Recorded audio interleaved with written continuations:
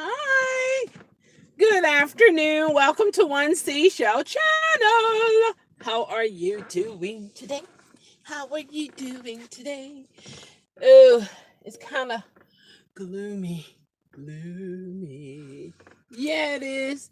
I was going to go get my nails done, but I couldn't afford it. So, the reason why I was going to go get them done is because I felt like they were too long.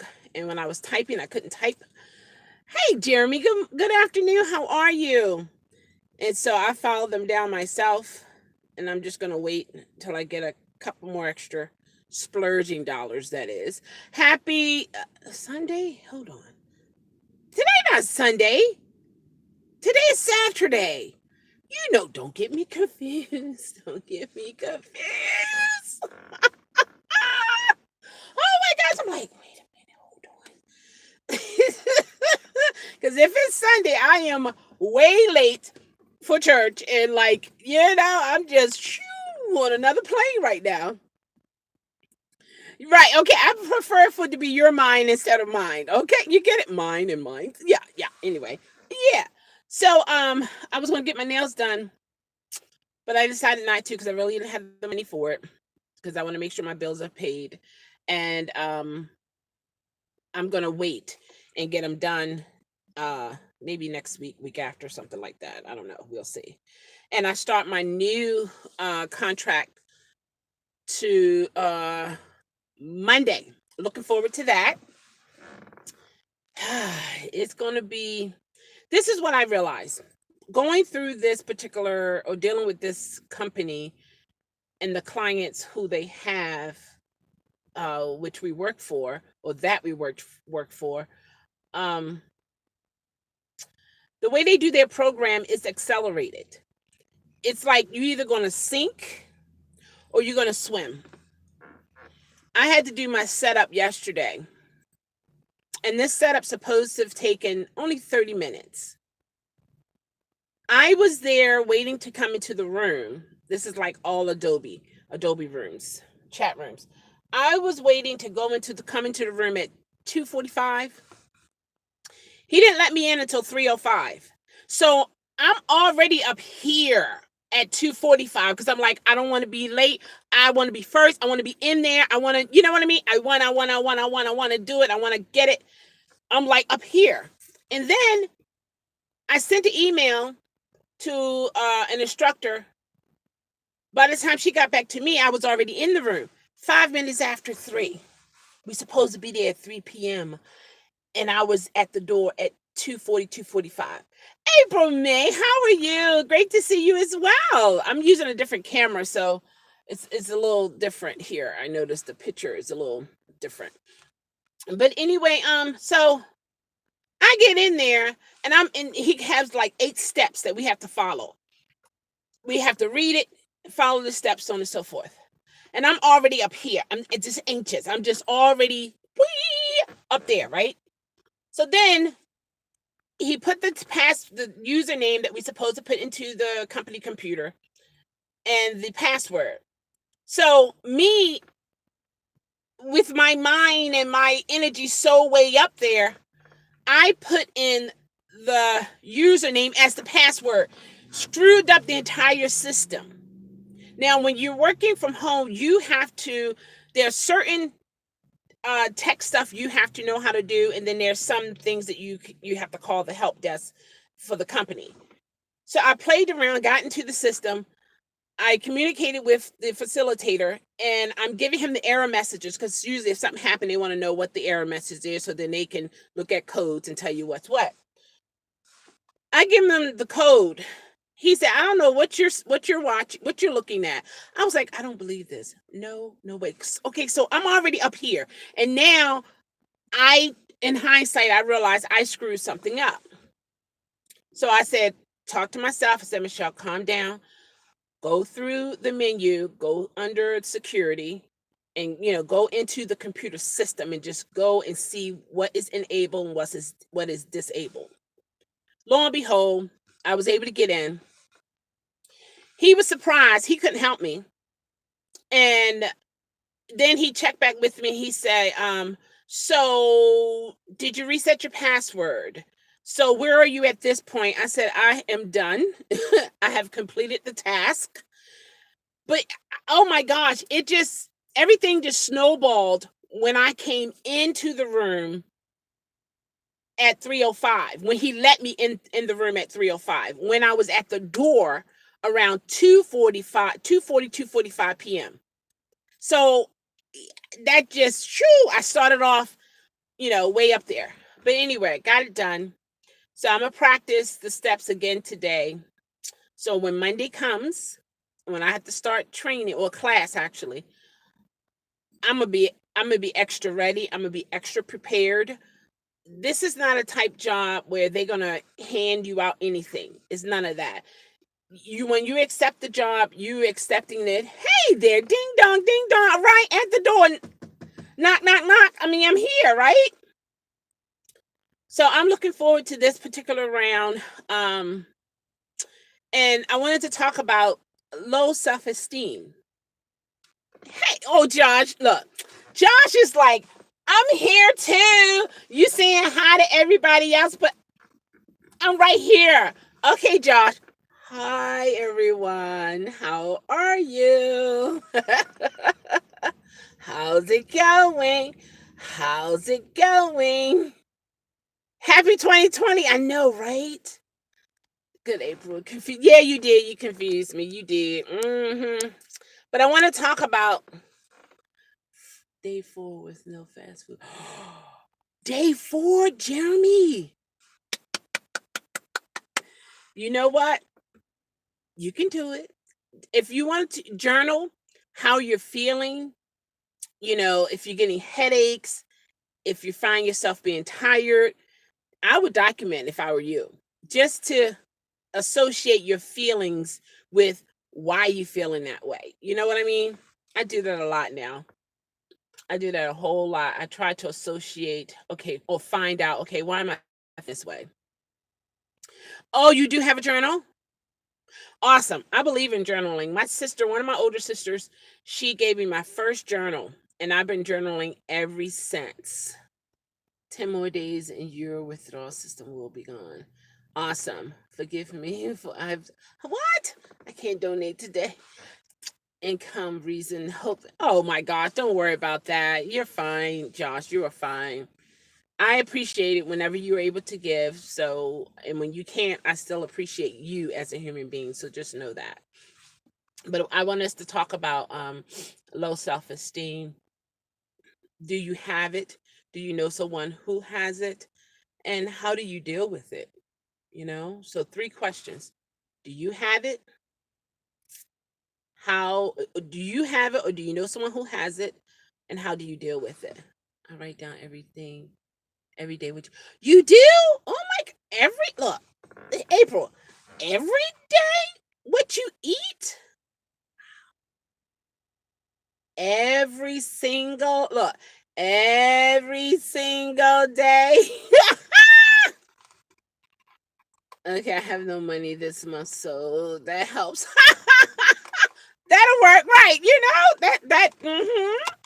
You can put that in your mind. Say, okay, I don't have the money, so I can't buy the pizza anyway. I can't buy this. I'm gonna do veggies and meat, veggies and meat, veggies and meat. Yeah, it's a benefit.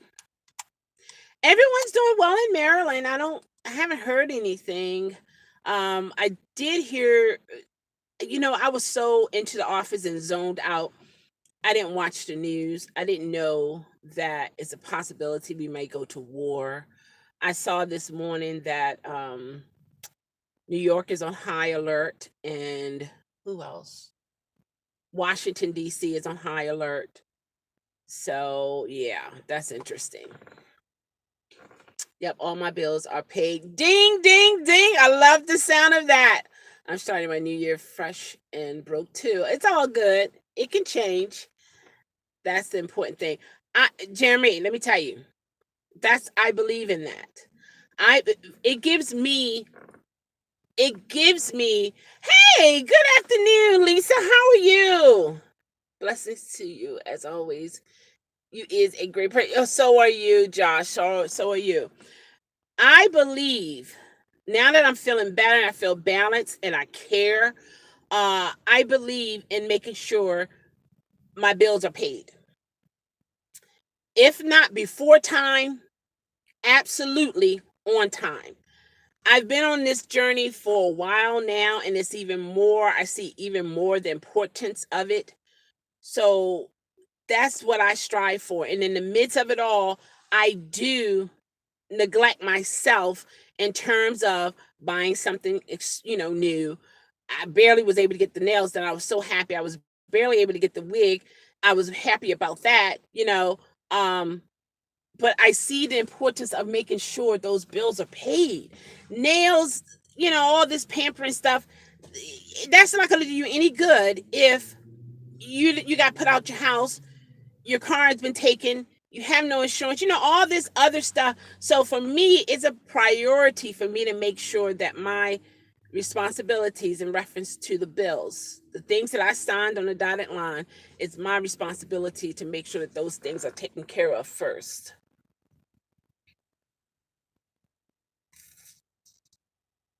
You journey also, Lisa, awesome.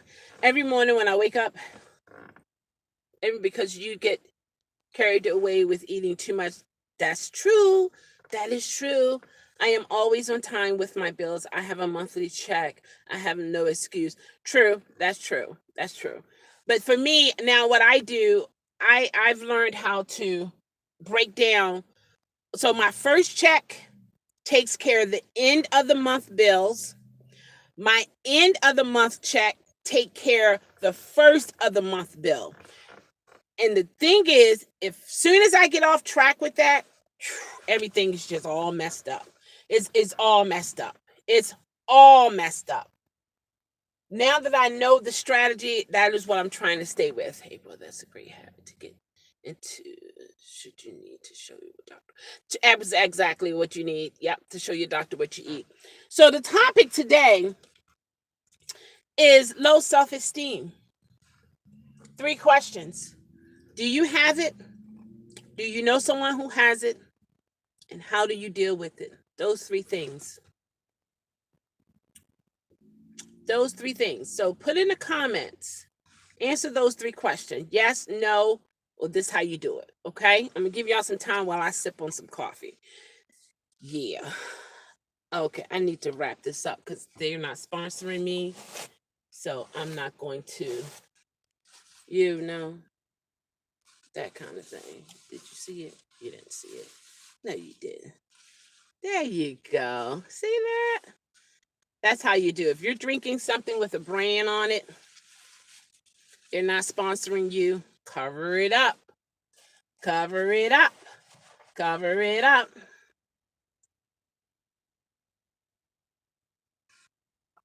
Okay, Uberman Tampa said yes, meaning he does, and yes, he knows someone who does to deal with it. And Jeremy said, sometimes I can't answer yes or no. Okay, okay, okay. All right. That's very, very important. And for me, sometimes someone, yes.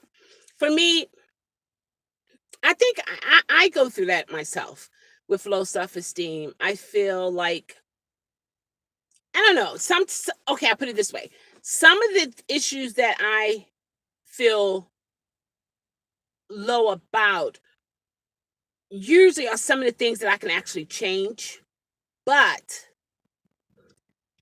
my internal system is not allowing me to change it, if that makes sense. I'm trying to lose weight, so I want to see what I'm doing wrong. Okay. If I don't lose. Okay. All right. Yes, I don't think so. And work a lot. Okay, so Lisa's saying that yes, she does, and no, she don't think a friend does. But what helps her is work a lot. So in other words, you got to keep your mind busy so you don't even think about being, having low self-esteem. But okay, answer this question. Do you think, and this is for everyone, do you think you're worthy of good things to come to you? Do you think you're worthy of good things coming to you? And then those who are or want to be in a relationship, things of that nature, do you think you're worthy of a good person in your life? And give into extra German keep up. Oh, did I do something wrong saying that? Also, I just want to just get rid of it. Get rid of fast foods. Yeah, okay. Yeah, me too. No sweets, no fast foods. Yeah, that's a good thing.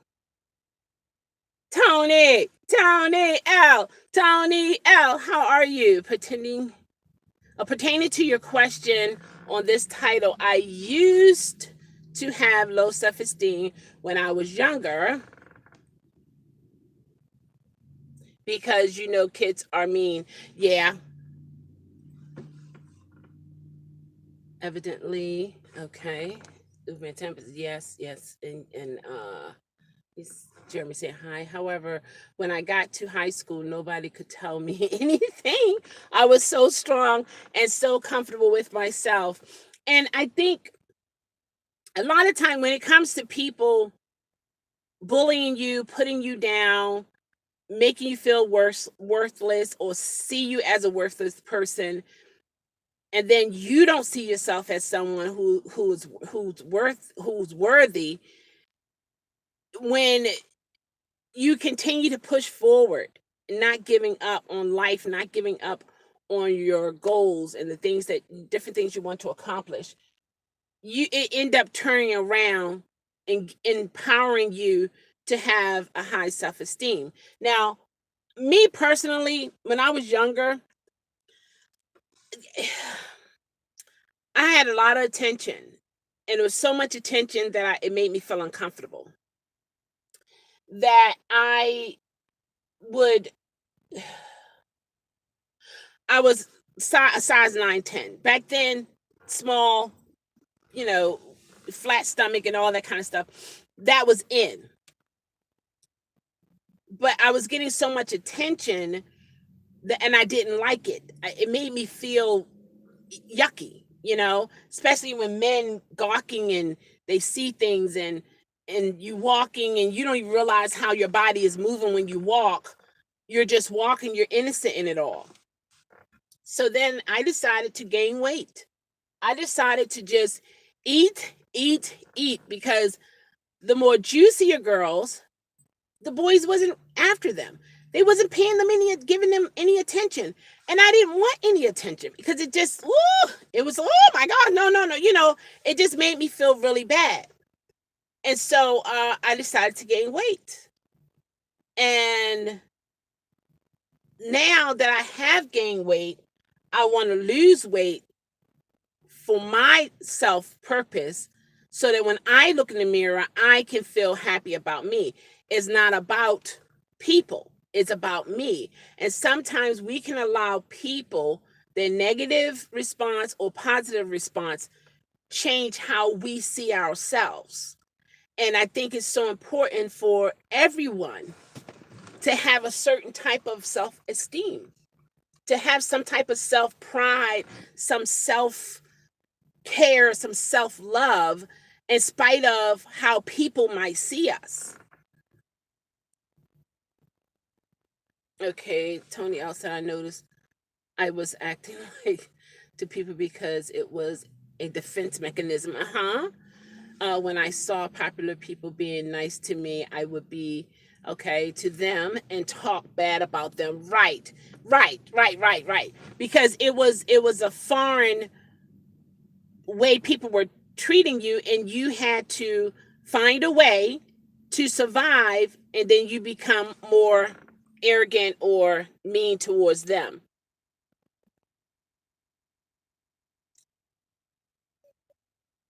Okay, let's see. So having very, he said very high, not just high, very high self-esteem, confidence, and self-esteem can make a person a little cocky. Yeah, like I, like I became. Even now, I do notice sometimes I come off as pompous or arrogant. Well, I mean, at least you notice it and you know how to trim it a little bit. But I just think to know your self worth. you know. Hey there, how are you? Maybe. Might be tomorrow. I have a well, so you like the bubbles. Okay. I'm buying my new pair of leather gloves supposed to come today. But you like the bubbles. So we'll see. Maybe later on today, we'll see. All right, we'll take it from there. But I just think it's important for us as individual people to have a certain amount of high self-esteem, not being pompous or arrogant or mean and evil to people or making people feel like they're less than, nothing like that. He came and he said, want that ASMR. He don't care if I know he don't. I have my people from the ASMR community that comes over here sometimes, and then I have some people from my One Seashell channel comes to my ASMR channel. But I that channel is doing well. I'm getting some nice. Actually I'm getting more views over there than I am over here. And I know if I really do 100%, that channel will just be like, oh my gosh. But I know it's me. So what I'm trying to do is change it and not allow myself to stop me from being profitable in such a way. So I'm I'm investing in that channel a little bit more than usual, but I also want to invest in this channel as well. So that's why I started the challenge project videos videos 366 because this is leap year. So and Uber and Tampa is a part of it too. And Joe, and I think that's it. I don't know if there's anybody else a part of it. So what we do is we put up a video that is no less than 5 minutes every single day. So then we will see at the end of the year how beneficial it was for us to do a video every single day for an entire year, not skip a day whatsoever. So so far I've been on track and everything is doing well. Yeah, they do very well. They do extremely well. And I'm learning more about it. Some people think it's sexual, but it's not sexual. For me, I do mukbangs, and some people say mukbang, but mukbangs. And I do the ASMR too. So sometimes I'm on there eating and sharing a meal with others, and then other times it's all about sounds, and a lot of people like the popping of the bubbles and the chewing of gum. They love food sounds. It's soothing to them. It's like a white noise. So they really do like it. Now, see, if you had low self-esteem, you wouldn't have been able to see your worth in the hands. Well, see, let me tell you, Tony. Let me tell you. I'm trying to think. I did a live. I got through it. But in my mind, and I wasn't thinking high self-esteem or low self-esteem. I just saw it as I get emails, I get messages. People want to see me chewing gum, blowing bubbles, and making popping noises, so on and so forth. So I try to do that to make them happy, because in return, it does make me feel happy, that I did help someone. That's in my nature to. I feel good when I'm helping other people who's going through, even though sometimes I might feel like I'm getting overwhelmed with helping, but deep down inside, I do feel a sense of self-worth when I am able to help people, you know, um, how little, how big it is. But then you got to be careful with that type of personality wanting to help people because you got wolves out here who will try to take advantage of you when you have a personality that likes to help people and want to be there when a person, is in need. Some people will take advantage of you, and I've learned that. So I've scaled back a lot of trying to boom, jump right on in there to help a person when I see that they might be drowning. Uh, because in reality, we all have to learn how to sink or swim. If you are 100% capable of reaching that person that is drowning, and by reaching them is not going to make you drown, then you keep, then you reach for them.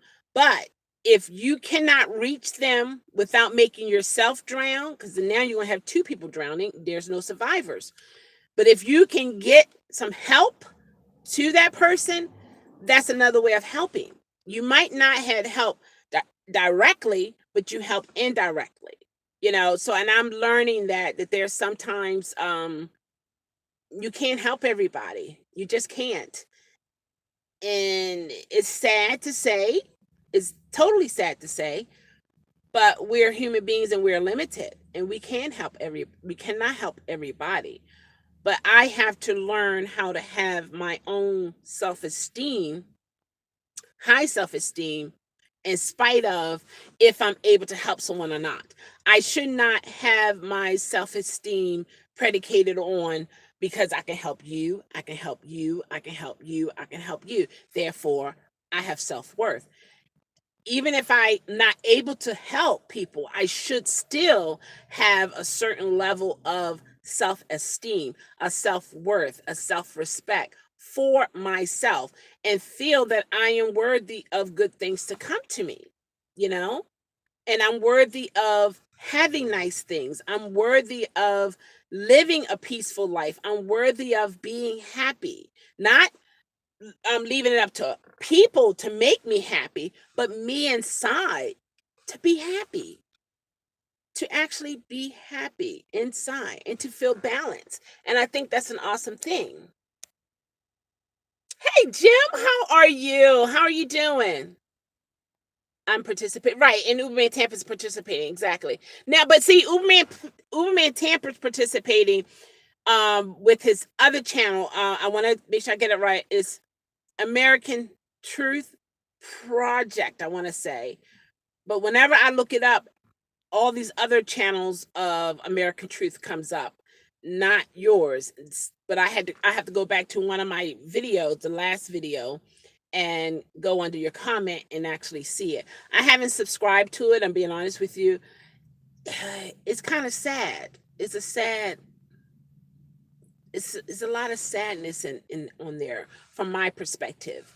I would come watch and as support like I'm doing, but for me,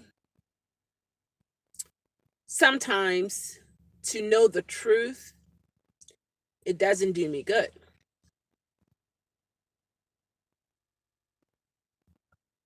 See that? You see what you did? See what you did? But anyway, yeah, I mean, because I live in my own little world inside of this world. And sometimes I don't want to know the truth because it is frightening for me. And on his channel, it talks about different things that are really going on in this world. And I don't want to, in a sense, I don't want to know. One side of me is like, I need to know. And then another side is like, I don't want to know. I just want to be like this. You know? And sometimes in life, you have to face the facts. You have to see the truth. And with seeing the truth, you have to come up with a way to deal with the truth. And that can be a challenge for me. And granted, I haven't always felt this way. I haven't always been this way, you know? But it's like since I'm more in touch with myself and how I feel wherever I am or the different thoughts that are in my mind, it makes me feel a particular kind of way when I see reality for what it is. And so, and it's crazy because sometimes when I'm talking to my family and I'm like, did you know? And then they'll say, but that's been going on. Or, it's been that way for years or centuries or whatever. But it's like the light bulb, I'm seeing it and I'm seeing it at a later time. And when I see it, I'm shocked. I'm like, oh my gosh, are you serious? But for other people who already are in touch or are aware of reality, it's nothing new to them. They have already either became immune to it or have ways to adapt to the situation. And I need to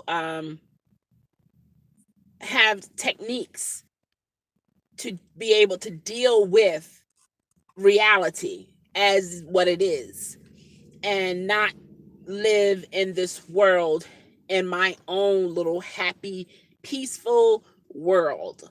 You know what I mean? And so, but if you're the type individuals who like looking at the truth for what it is, even though it's covered up, but willing to dig below that and see the rawness of it all, then that channel is for you to go to. Like, again, I do watch it, I do comment, but for me to know, like, if I put, subscribe and put my notification on, for me to know, okay, the video is up, he's going to talk about something that's really, really going on. Am I ready for this? So what I do is when I want to know what's going on that channel, I will go back to that my other video where he commented under that channel, and then I'll tap on that channel and then it brings me to his channel, and then I'm able to watch the particular videos. But that's how I do it, and I'm being honest with it. um but again, if anybody wants to know the truth about different things, check it out. And yeah, it's quite interesting. um it's quite interesting. Yeah, because now, so in other words, let me stay on topic.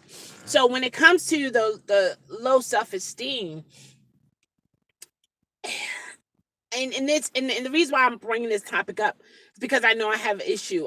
This is something that I have to fight. I have to battle with. I have so many fights going on. Golly gee, I'm gonna be a champion when I'm all over it. When I'm finished with it, I'm gonna be a brand new person, But I can't give up. But I noticed that I it's hard for me to feel extremely, extremely, extremely happy about me, but I will be extremely happy for other people. I mean, like, oh my, but when it comes to me, I'm like, oh, okay. Oh, okay. It's below the radar kind of response.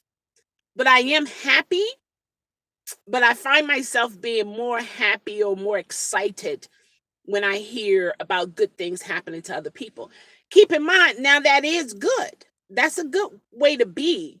However, I need to also allow myself to be happy about me. And the things that I'm not happy about are things that I can actually change for myself. I can actually change these things. But my body won't allow me to. My mind won't allow me to. So I know I need to recondition my mind in order for me to think differently. So when I think differently, I'm going to act differently. And the only way I'm going to change my mindset, I have to be willing to see what it really is, whatever it is. I have to be willing to see what it really is. So, what is that card doing? Okay. So, another thing I noticed with me, when I get uncomfortable and I feel extremely anxious, one, either I'm afraid of the task ahead because I don't think I'm capable of actually doing the task, completing the task. And it's not until once I get into the action and the motion of the task, then I'm like, oh, okay. Okay, I got that. But then phase two comes into place. Then my body goes through all this anxiety, this frustration, this nervousness, this low self-esteem. I can't do this. I'm not going to be able to do this. This is not for me, so on and so forth. And I have to, for me, I do pray a lot. I have to pray a lot. Some people don't have to pray a lot, but I have to pray a lot to keep me going, to keep me going forward, to keep me going over those particular hurdles, jumping over them. And I realize after I get over it, and I'm on the other side of the hurdle, but I feel stronger and I feel better. But then here comes another hurdle, you know.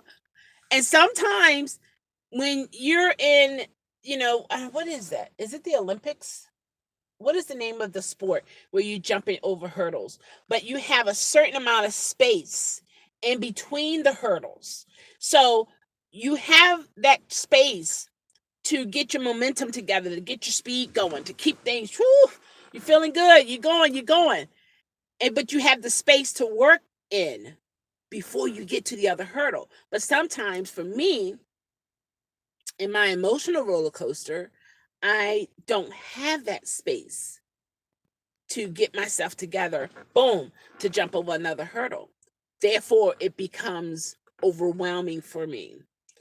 So I know going into this new contract, I have to be proactive. I have to go a little extra to make sure that I know what I'm supposed to know and then some. Because one, there's no handout. Two, it is an accelerated training. Three, it is working from home. So you have to be self sufficient. You have to know how to do a lot of things when it comes to certain issues with your computer.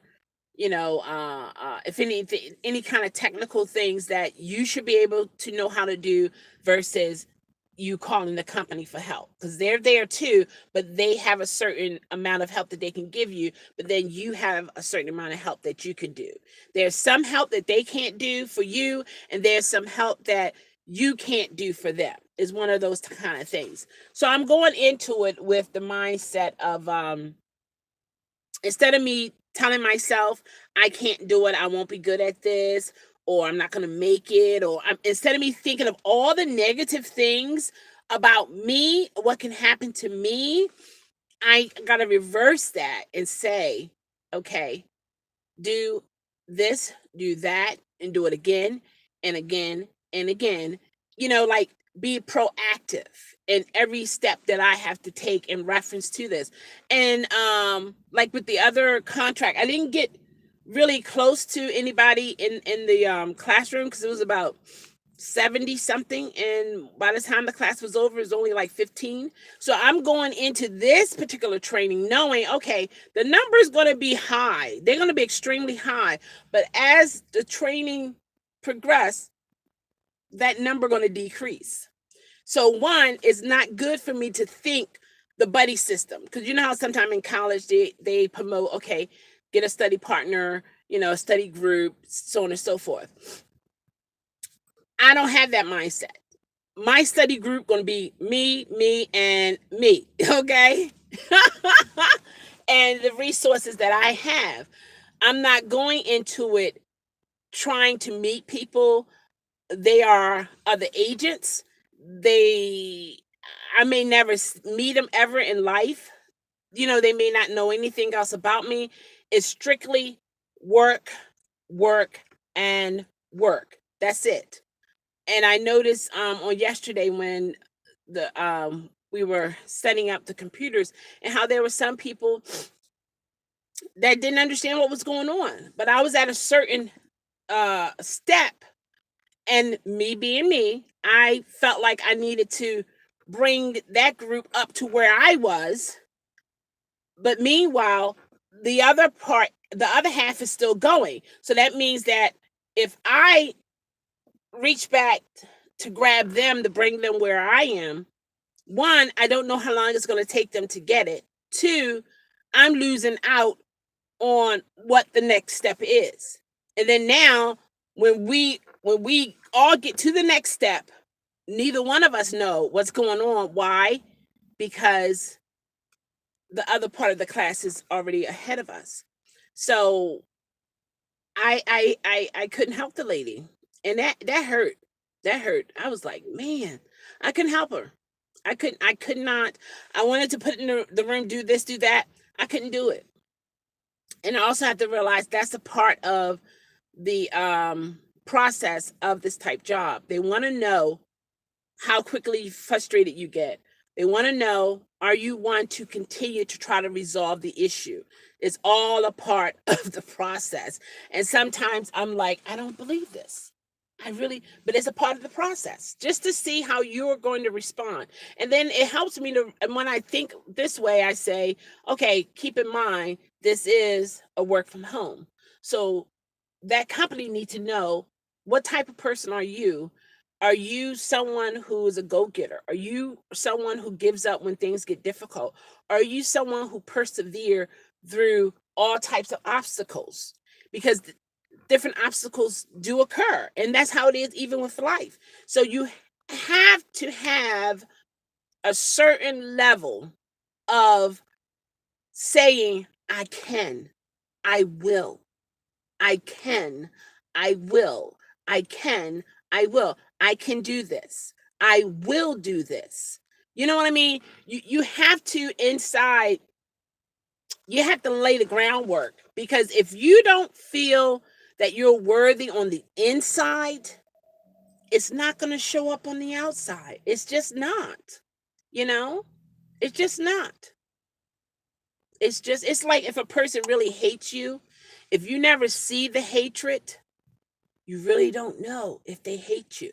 You know what I mean? So if you don't tell yourself on the inside that you are worthy of love, you're worthy of respect, you're worthy of peace, you're worthy to have respect. You know, you're worthy of whatever it is that you think you're not worthy of, you are worthy of it.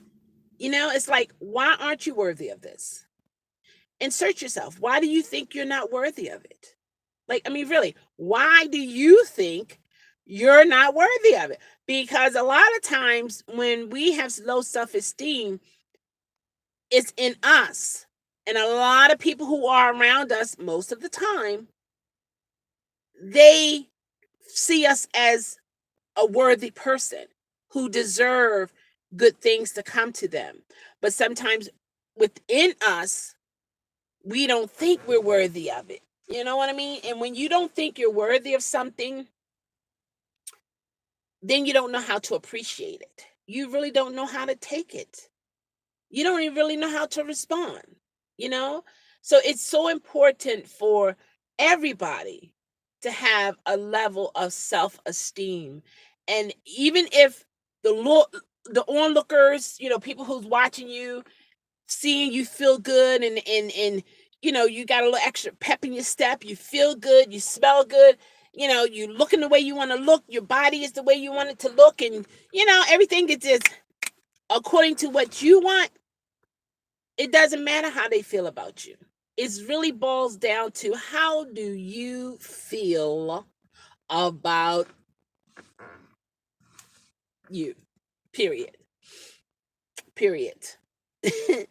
That's what it boils down to, because how you feel about yourself determines what you will do in life. If you don't feel that you are worthy, you're not going to do nothing. Somebody asks you, do you know what time it is? I don't know.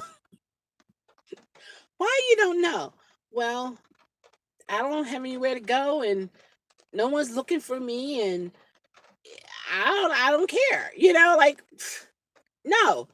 You are worthy of Again, good things to happen to you.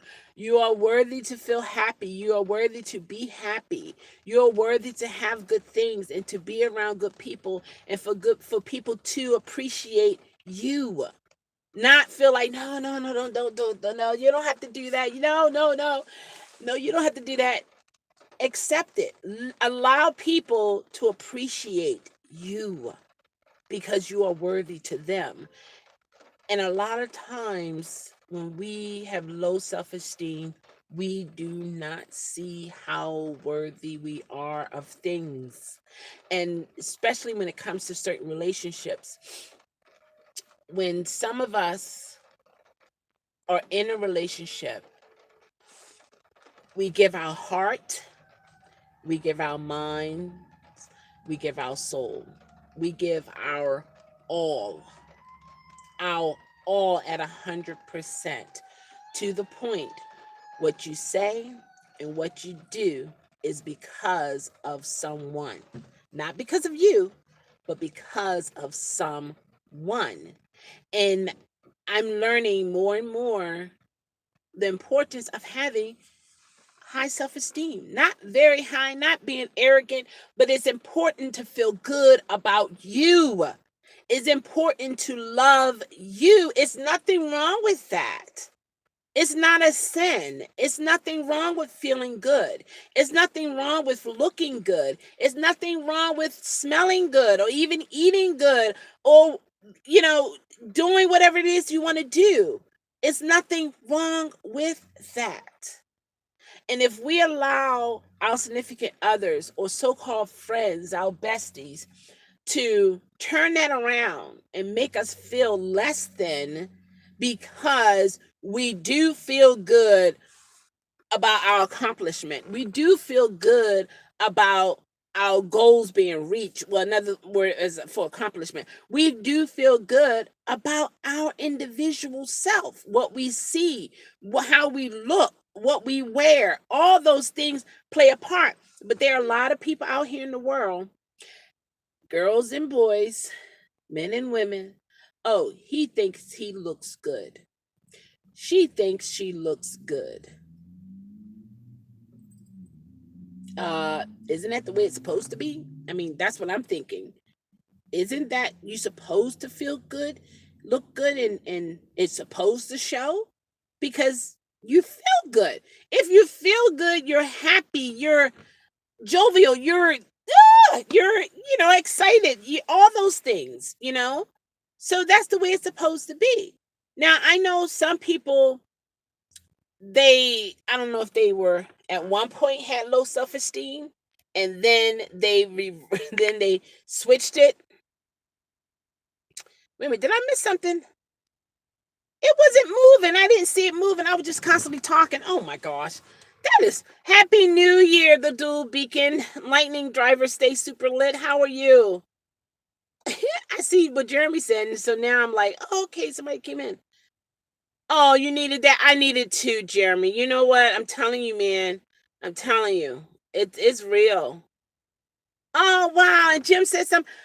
I couldn't see. I didn't, it was nothing, I didn't see you guys comment. I just see myself and I'm just talking. Oh my gosh. I told you guys when I talk, I'm talking to me because this is what one of my battles. I feel I like, what am I say? I feel like for myself that I have to tell a joke. Jim, wow. Oh my gosh, Jim. Isn't that something? To feel that you are worthy. Wow. So answer this. When a person don't laugh at your jokes, how do you feel? That's interesting, Jim. Wow. Jeremy was like, preach. Wow, I didn't get none of this. Oh my gosh. American Truth, there you go. They need 4 cops to issue someone a trespass ticket here at Speedway. What? See that? That's the channel's name. It's American Truth. I was saying American Truth Project. That's why I couldn't find it. American Truth. That's it right there. There you go. That's his channel. And Rocks came back in. Your lips looking gorgeous. It will be more gorgeous with oh my gosh, it will be more gorgeous with bubbles. Rocks, you are a mess. I declare. Let's see here. You guys had so much. I didn't see this. Okay, so regarding your ASMR channel, you're getting more views because you have a niche. Yeah, yeah, yeah. This channel doesn't. We can fix that if you want. No, no, no. Let me tell you, Uber and Tampa. You know, how can I say this? That's a part of issue that I have. It's hard for me to accept help. Why I turn this camera on? It's like when you have to be honest with yourself first. I prefer to, even though it may take me a while, I prefer to do it on my own. Because in my mind, I don't want no one to say, she got this or that, whatever it is. This is beyond YouTube. That she got this because of me. So that's why when it comes to a lot of things in my life, I prefer to do it myself because that gives me self worth. Because then I know I did it, of course, with God's help. But when it comes to another human being, I, I prefer not to get that help unless I'm paying for it, because then it's a service. So I appreciate the offer, but for me, I would prefer for you to take that information and build your channels because that would make me feel good, you know. So when you send me,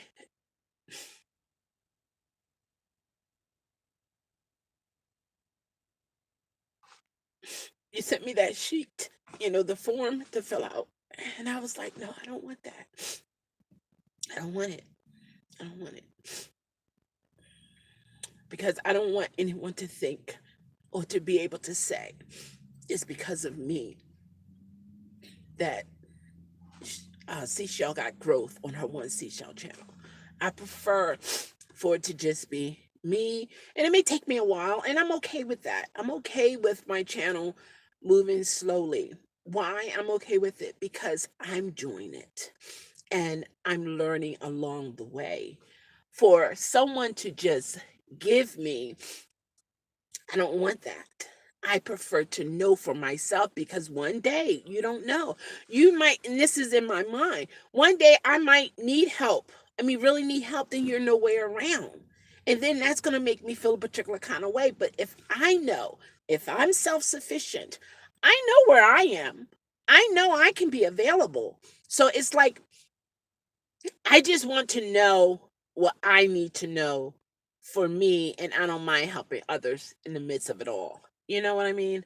So that's and I don't know if you picked that up on me not responding back, things of that nature.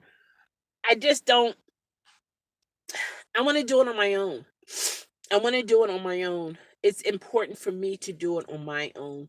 Like again, I know God is helping me, but what I'm saying on the human side of it, I want to do the work.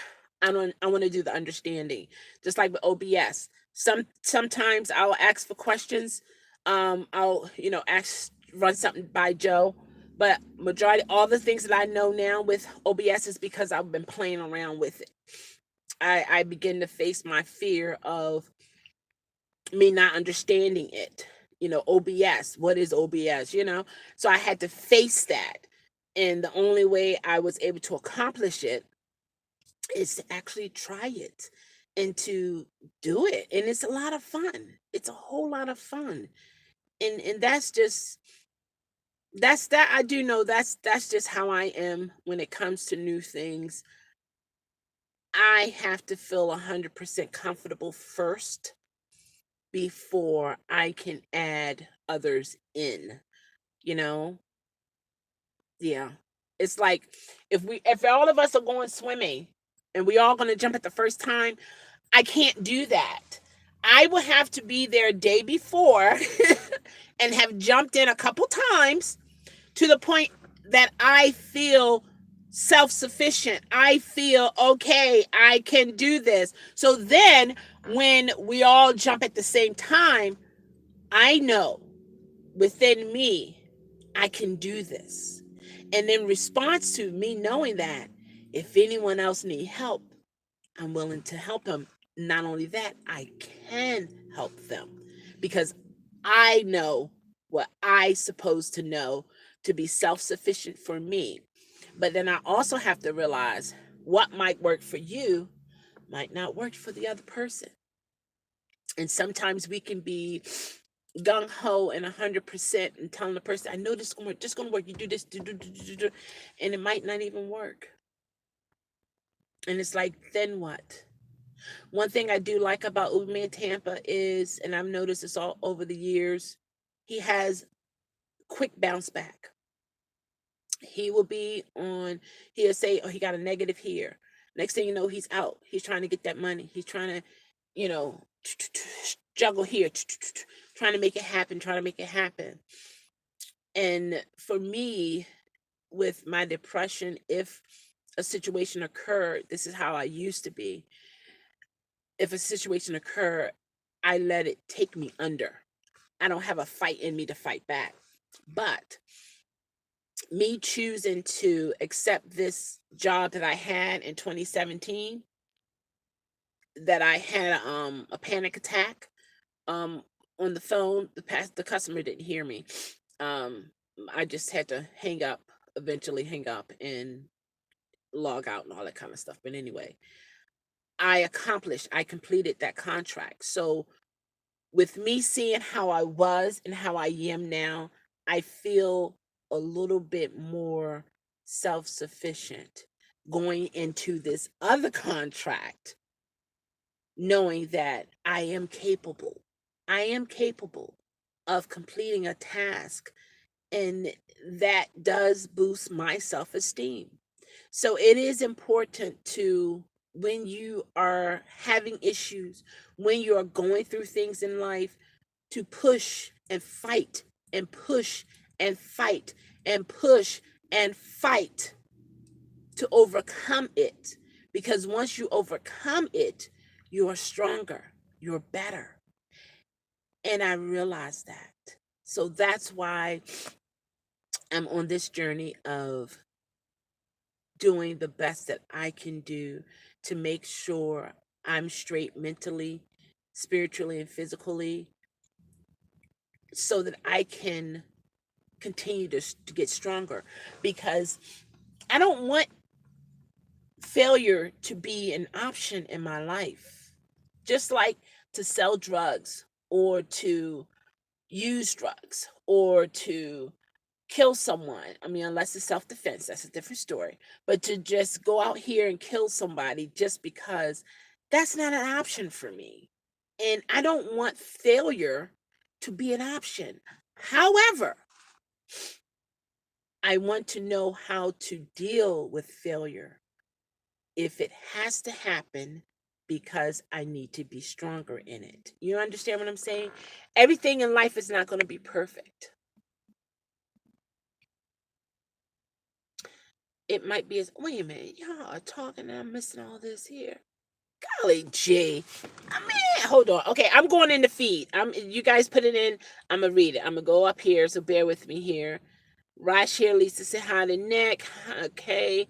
How's God? Okay. Chelle, do you know Crazy Dasher?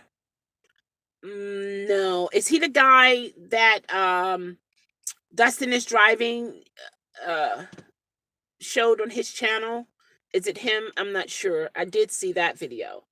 He needs a champion like you in his corner. He just found out he's really sick. Oh wow. And he's going to be working on himself and improving himself and get himself help. Oh my gosh, that's awesome. Well, he's on his way right there. That's it. That's it right there. Find it. Okay, fine. Okay, wait a minute. Let me go back here. Appreciate you, Chelle. Elmo, you too, Jeremy.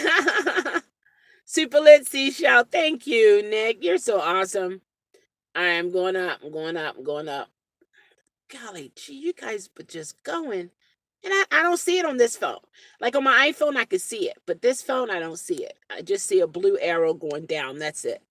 All right, Happy New Year. Okay. I'm great. How are you, Seashell? I'm getting a third roof light. Stop playing. Are you serious? The trio dual beacon of lightning driver stays super lit. Oh my gosh.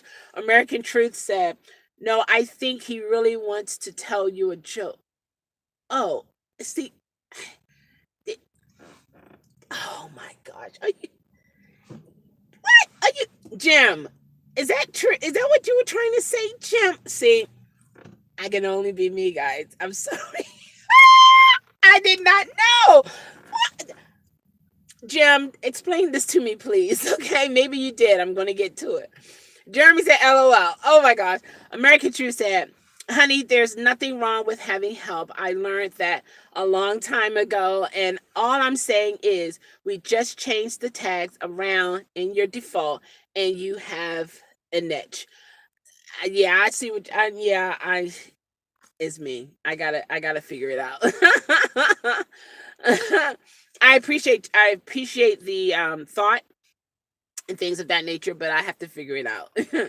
fine fine, it won't consider the $10 tip you gave me the other day as payment now. No, it won't. That was because I wanted to give you $10. It had no strings attached, but no service, no nothing. It was just me wanting to donate $10 to you. I declare the new super lit moment is coming. Oh my gosh, the third beacon. Uh-oh, everybody stay tuned. Whoever is watching this video, the dual beacon of light. Wait, hold on. The dual beacon of lightning driver stays super lit. He has now 3 roof beacons, and he's going to do a video. So check it out. Okay, Seashell, my Uber beacon roof light remote broke. Oh, and now my Uber beacon is stuck on super lit, super flashing bright white lights. Okay, okay. It might be a sign. Okay. Medicine. Okay. I have 256 subscribers now. Okay. Okay. That's awesome. That is awesome. Appreciate every subscriber and appreciate those who are loyal, who's there, who's supporting you. Um don't ever forget them when you get up there in the millions, and you know what I mean, when your life, that the avenues of YouTube has actually changed your life. Don't forget the individuals who have been loyal, supporting you and encouraging you, and being there for you. Always remember them, never take that for granted. Rick watches me also.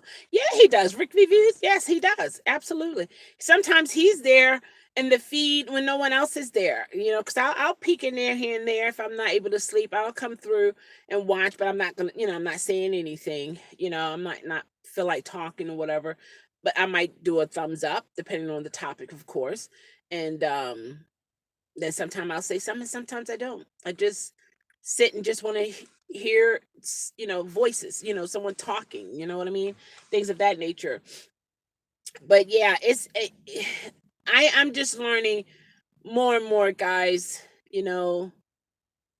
love, I mean, really, truly love yourself and have some type of, know your self-worth. Know your self-worth. Know your self-worth. And know that you are worth something, you know, that you can contribute something, not only to someone, but also to yourself. You have to be able to motivate yourself, because a lot of times in life, there are not too many people gonna, woof, trying to encourage you and tell you you can do it and you got this and it's going to be all right. Some people, I'm just saying, some people love to see you fail.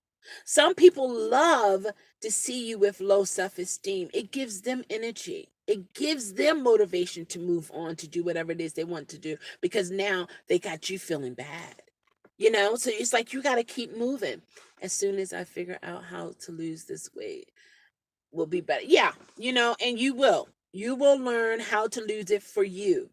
Think about it, Lisa. There are so many types of diets out here, which is an indication not one diet works for everybody. There are so many different gyms out here that offer different types of programs that let you know one gym and its program is not for everybody. Okay. So you have to find out what works for you.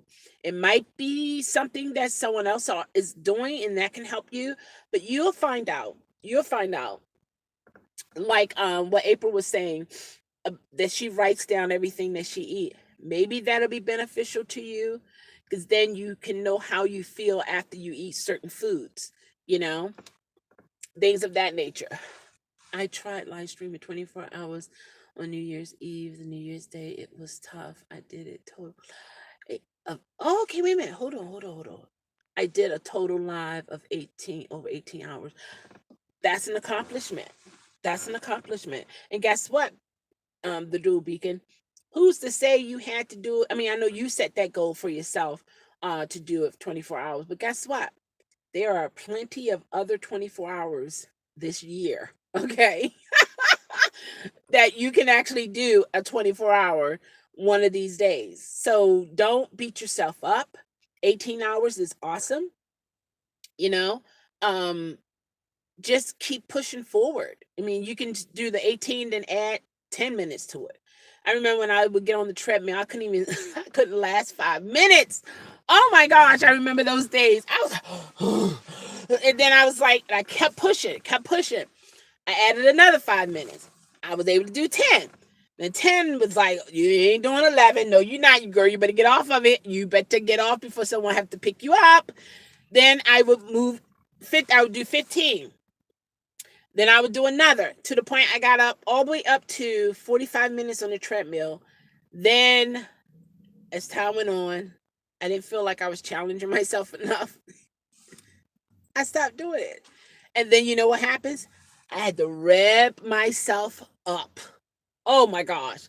Again, starting at 5 minutes. But it was worse because I could only do 3.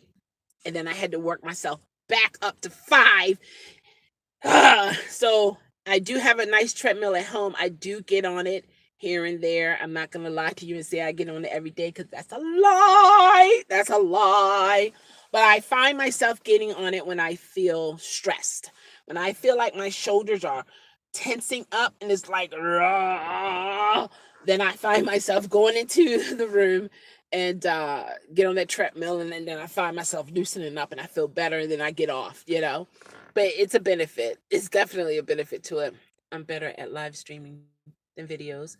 I have a YouTube channel banner that doesn't show it all.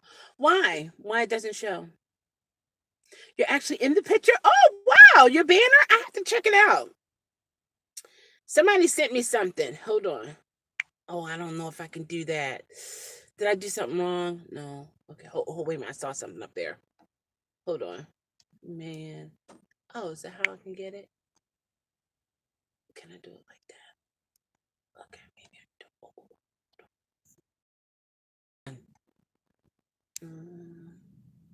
Oh, okay.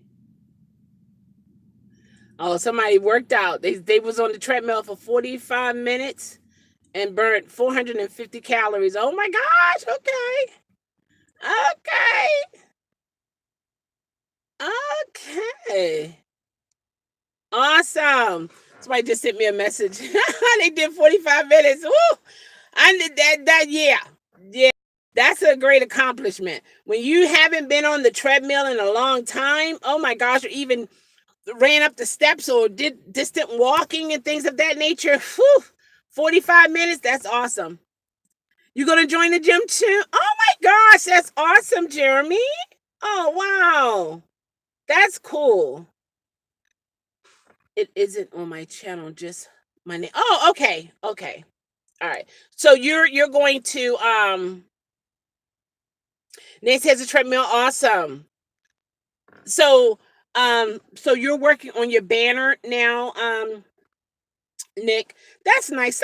Sometimes when you're starting out with this YouTube thing, and when you start seeing you're getting more subscribers and it's maintaining, it does, give you that kick to say, hey, you know what, let me do this. It does motivate you. It does motivate you.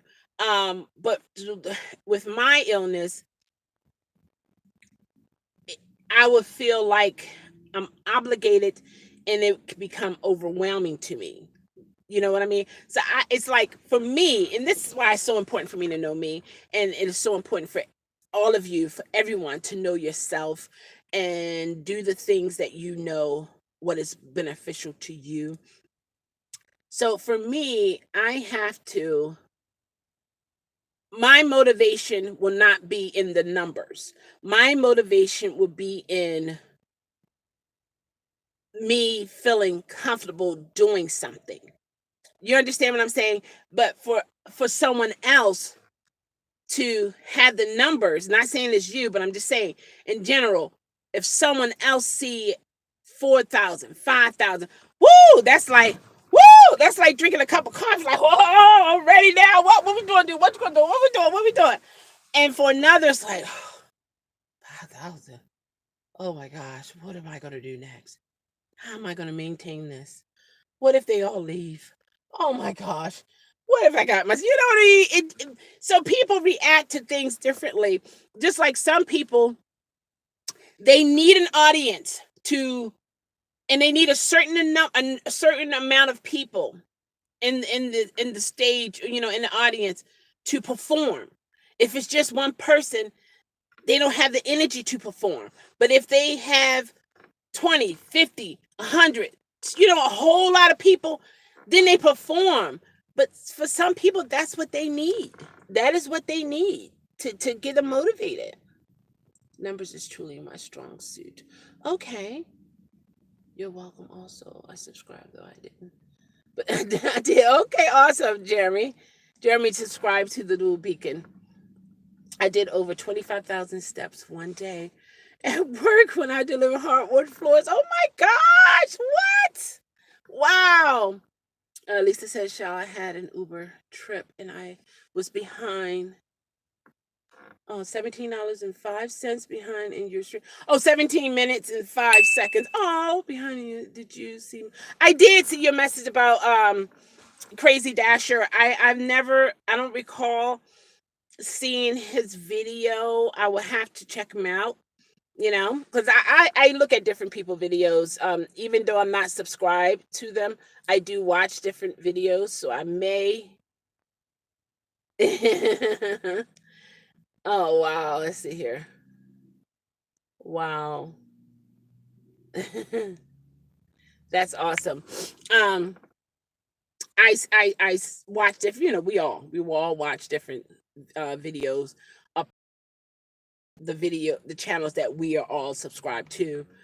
So I've came across him, I just don't know, but his name doesn't sound familiar. So I'm thinking maybe I didn't, things of that nature. So yeah. But I'm happy for him that he see the importance of getting himself some help. That's half the battle. He's new at videos like me. Oh, okay. He does deliveries, just not right here. Wait a minute. Is he the guy who commented on your video and said you can push him around in the cart that you have for your food deliveries? Is it him? I'm not, because the reason why I'm saying that is because you're saying he's new, and for some reason I'm associating him as the person. I don't know. Oh no, that was drivers. Okay. Oh, okay, so it's not him. Okay, awesome. Okay. Yeah, I'll check him out for sure. But I think you know what? That's one of the best thing he can do in life is once you know that you need help and you go seek help. Oh my gosh, that's the most smartest thing ever a person can do. However, the worst thing a person can do is know you need help and don't get help. That's messed up. Oh, you met him and paid to drive? Oh, okay. This channel of mine doesn't have anything, but I don't have another channel that has mixed music. Wait a minute, hold on. Are you trying to promote your channel, Jeremy? Are you trying to do something with your channel? Because a lot of people have channels on YouTube, but it's or accounts on YouTube, and that's only to, you know, to watch other videos. But are you trying to um build your channel, Jeremy?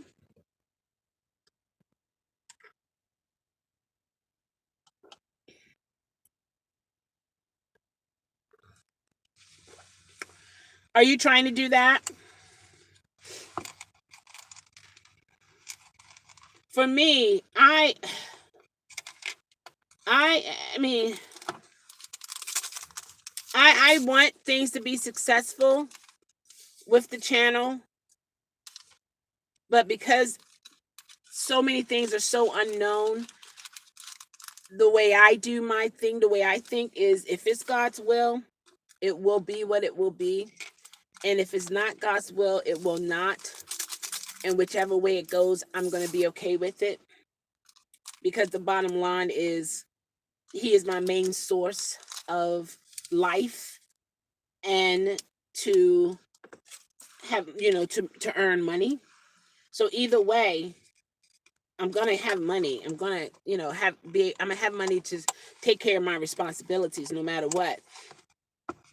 Either it's gonna come from a YouTube large check that will change my life and in return change a lot of other people's lives, or it will be me working with my hands, my head, you know, things of that nature, working from home, W-2, independent contract, whichever way it goes, money will come, you know. I just have to grant permission and again for the mix, but as far as my own stuff, I will be putting up more. You will be putting up more. So I tell you what, Jeremy, once you put up 5 videos in a row,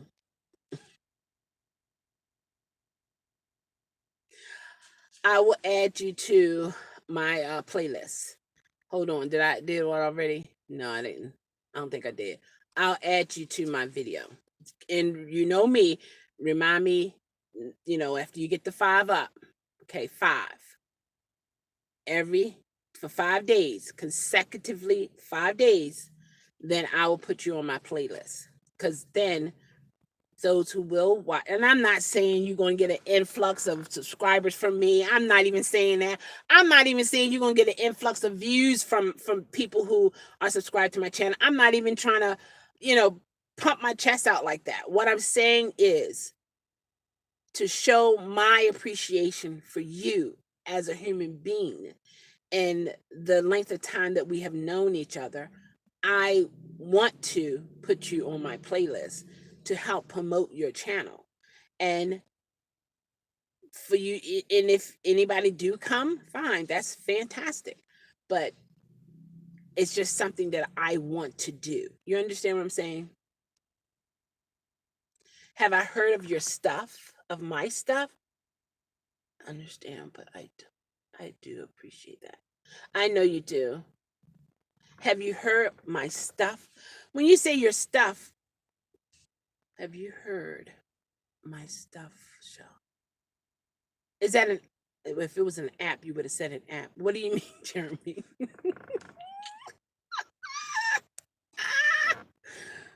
The music stuff. Yeah, I've heard some of it. Now, okay, this is me, okay. I have my views, my music, so on and so forth. And basically I listen to gospel and um different musicals, things like that, instrumental music, like soothing stuff like that.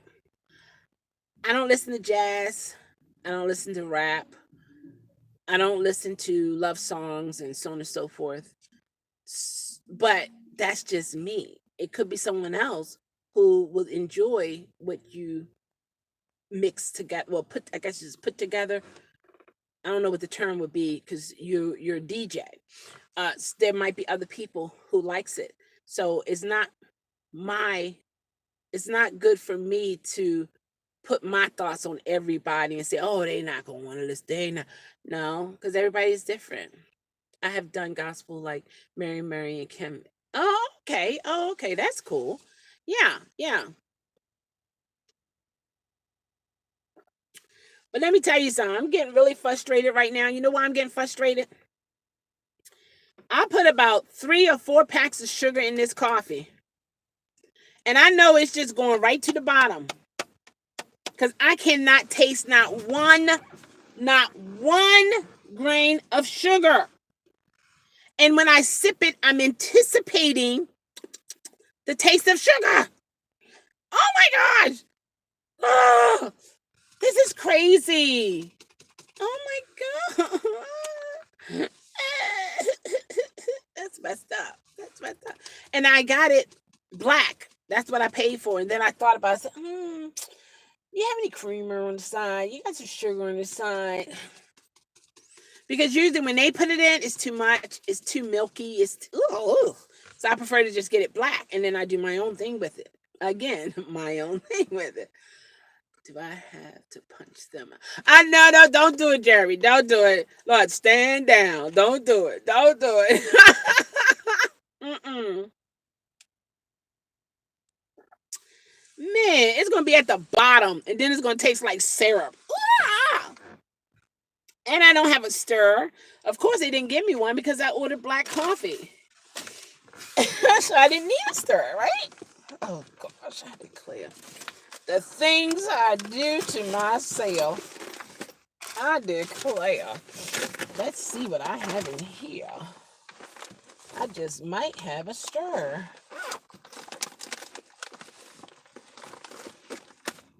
Look, I have all my Uber and Lyft things here. I would really like the beacon, but I'm still waiting for the Lyft beacon. And then I haven't worked with them, so they probably be like, why are we going to give her a beacon? She haven't even worked for several months now. It don't even make sense for us to give her one. They might say, well, it might motivate her to work again. I just don't like putting these things up on the window and stuff.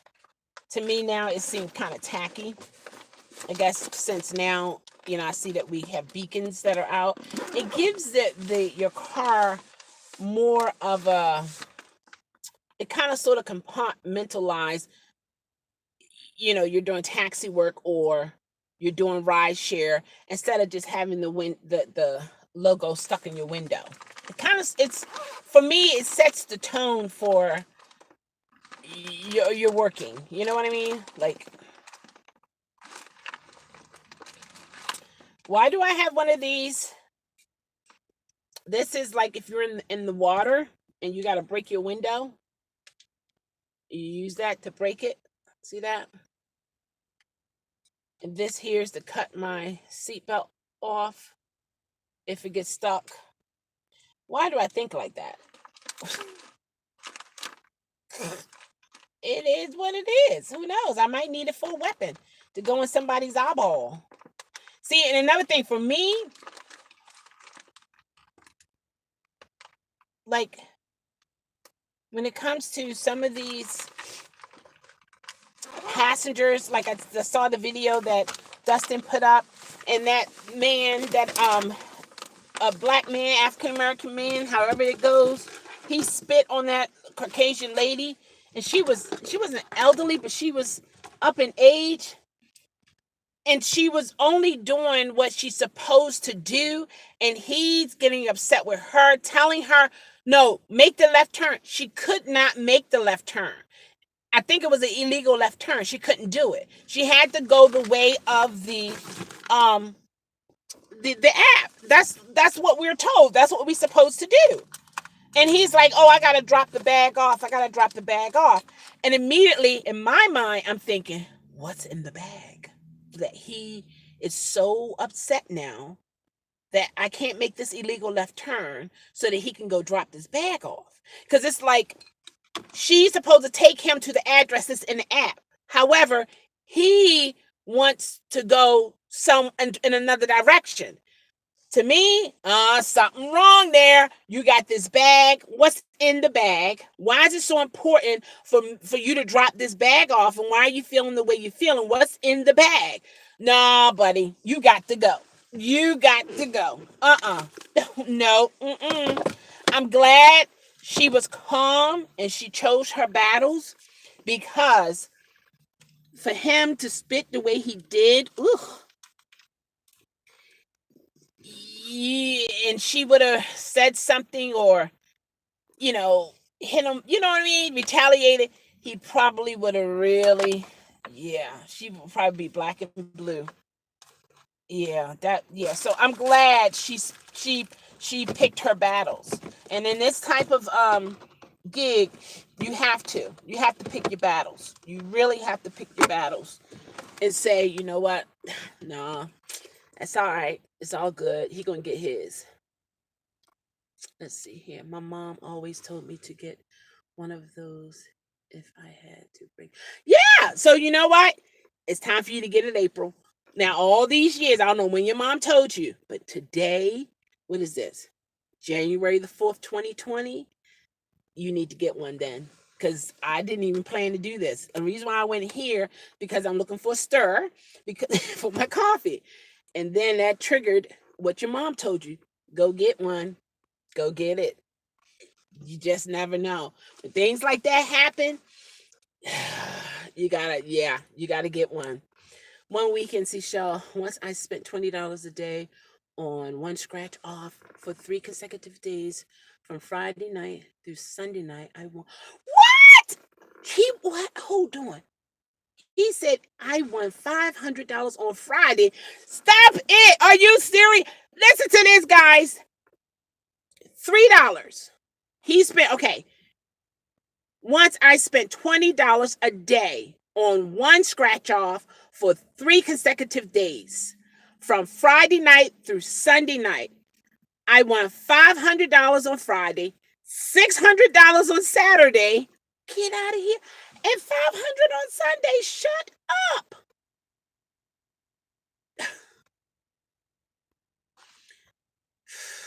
Man, what can I say? Wow. That's awesome. Wow. I saved my car from working that. I know that's right. You wouldn't have made that much money in Uber anyway, so you did good. Whatever. You did excellent.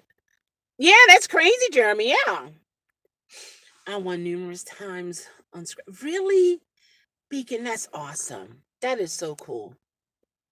Wow. She's been telling me for years. Well, April, you don't know me from the man in the moon. Well, the woman in the moon, because we have went to the moon. So, you know what I mean? It's yeah. Take heed to what your mother is saying. Um, I think a lot of times mothers and fathers, and it could be because of their experiences or different intuitions, a mother intuition, a father intuition, or because they've lived longer than us, they've seen things and experienced things and so on and so forth. They can give us some insight on some things and give us advice that we at times may not feel like, oh, why do I need to do that? But because of their wisdom, it's good to take heed. It's good to take heed with that. 25,000, 10,000, 2,002. Get out of here. Are you the dude beacon? For real. Well, for some reason, you don't come across as being a liar. So that's amazing. That is amazing. Whoa. Hey, boo. Melissa, how are you? I bought the beacon right on a scratch off. Really? Oh, wow. On a scratch off.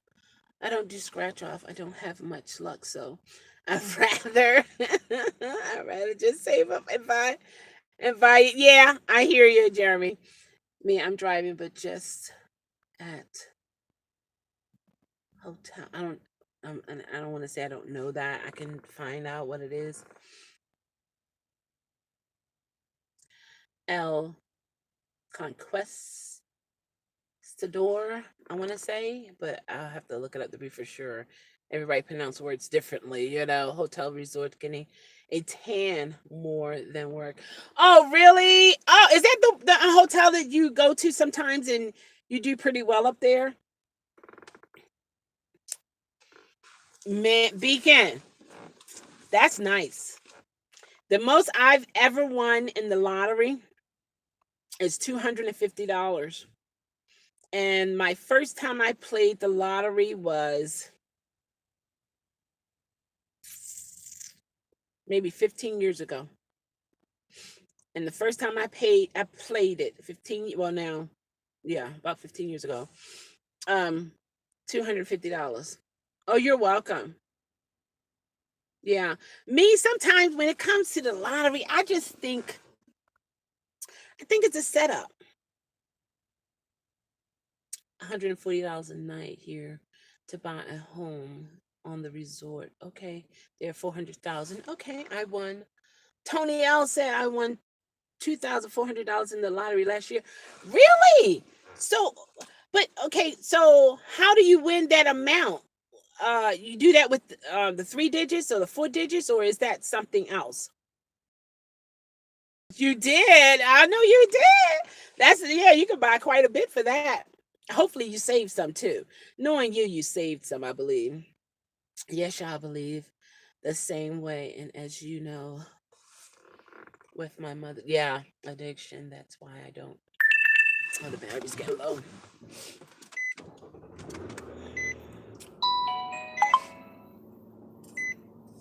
That's why I don't do it, because I don't want to be like, yeah, yeah, and that's very wise of you, Jeremy, because you see what it can do to people, and you don't want it to happen to you. So no matter what, stay. You know why you need to be the way you are. So hang in there with that, okay? Oh, excuse me. I hope to win 10,000 a week for a life 10 million guarantee. Is that the clearance house thing? Melissa said I won a scratch card last year, but see, Melissa, let me see, hold on. But it said, oh, I owe them. You know what? You're a mess. You are a mess. $20 ticket. Yes, I saved some. Still have it. Oh, wow. Tony, that's awesome. Don't spend crazy. Exactly. April said it's just luck. Buy a few and cross your fingers. Yeah. Man, let me tell you. I won it on a 3-digit number. How do you do that? How does that happen? On a 3 digit? A family member had figured out a number to play. He told us all to play it, and I played the number 5 times. Oh, one time you played it 5 times. Wow. Is the PCH even true and legit? The published clearinghouse, they say it is. They say it is. I mean, getting free money for life, I don't know about that. There has to be a catch. Yeah, I understand. I understand what you're saying, Jeremy. Yeah, everyone was mad. Everyone was mad at me. Hello, how? It paid $480, but I played it 5 times. See, you know what? Be mad, but it's a good thing on my end. That's awesome. They could have done the same thing. Win for life ticket is 10,000. Oh, on the scratch off. Win for life ticket is 10,000 a week for life. $20 a ticket. Oh my God, look, where can I go? No, I just got a couple dollars in my pocket out of there. See, when it comes to that lottery thing, if this is all I got in my pocket, which is $3. I gotta stay for sure thing, and that is I got $3 in my pocket. But once I play this number or a number, this is gone. So I gotta keep it in my pocket. I gotta keep it in my pocket. Number comes, number come to me. Oh, really? Numbers. Wow, that's the best. Melissa, can I borrow that? I know, right? Nick, I'm sorry if you do. Let me know how that works out for you. I know that would be nice, right? At least recently. I $50, $50 and $100. Wow. Some people that is how it is for them. I'm just not that person. Me too, Chelle. If I don't have it, I won't do it. Yeah. Play. See, come on, Beacon. Don't say that. And that's the liquor store over there. And see, that's another thing that gets to me. Why the lottery has to be in a 7-Eleven, a corner store, or liquor store.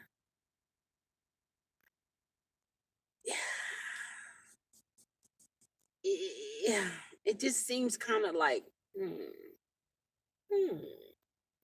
why is it in that?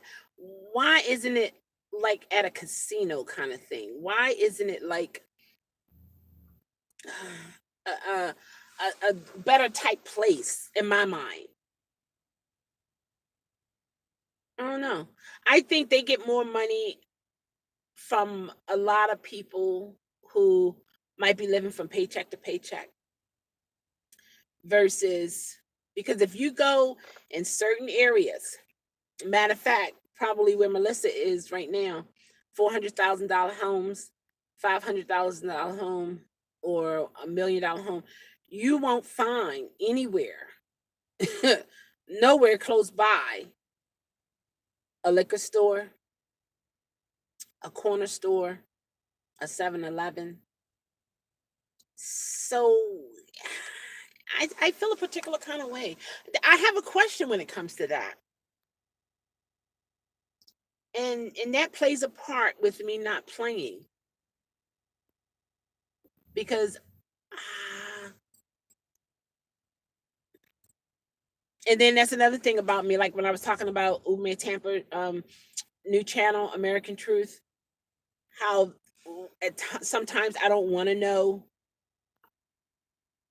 the real deal of what's really, really going on. And then on the other side of me is I might overthink something and think the worst outcome of it. So I know I need to find balance. I know I need to find balance because I know how I think. I know my thoughts and things of that nature. If it's a big win on a card for me on my way to cash in the wins, in the win, we'll catch it. You gonna play it, Melissa? It has been popping up a lot. Okay. Most I've won in the casino is, wow, what, really? $5,900 on a progressive machine that was about 4 to 5 months ago. Really? The most I won at a casino, and I only been once in my life. It was on my birthday. A good friend of mine wanted to take me to a casino on my birthday. So he gave me, I think he gave me $150, I want to say. And I walked away with 250. And he lost all of his. He kept saying, I feel it. This is it. This is it. I feel it. And let me do it again. He pushed the button. I can feel it. This is it. This is it. It's coming. It's coming. I know it's coming. I know it's coming. I know. I feel it. He kept feeling it. He kept feeling it. but it didn't happen. But for me, and I thought you would get these coins and you take it to the people. 'Cause I only seen the casino on television. So, but he said no. Um, they when you want to cash in, they give you these. It's like a voucher, it's a piece of paper, and then there's a machine. You go. I gave it to him. He took it to the machine, and then maybe he went to, I'm not sure, but in other words, that's what I walked away with. But it wasn't like, because I was even saving up my pennies, my nickels and quarters and dimes so that I can put it in the thing.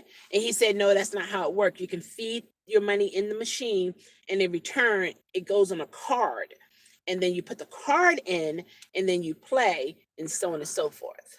So yeah, it's all about the money. Yeah. Easy target. Yeah. Funny how the mob got busted for numbers games, but in but if the state runs, it's Melissa, you just said something. Come on, Melissa. You need to be on a very high mountain with a very, very loud speaker and say that. Isn't that interesting? Isn't that interesting?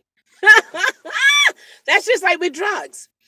Once the state or government get involved with it, is okay. But if they're not tapping in on the money, oh, it's illegal. Oh, no, you're going to serve some time. It does boil down to the money.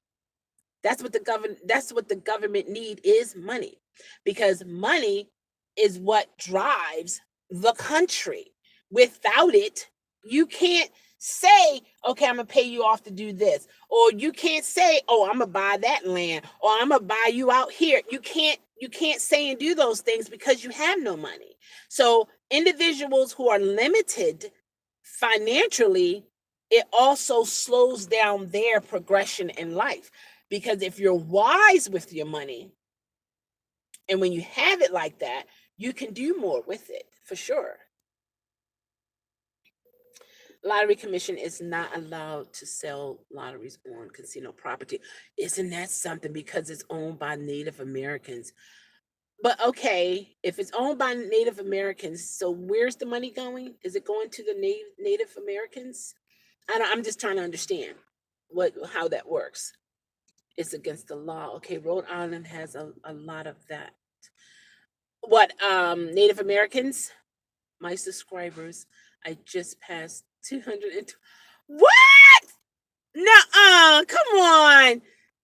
You know what? The dude Beacon is dropping some pearls or nuggets or however that term goes.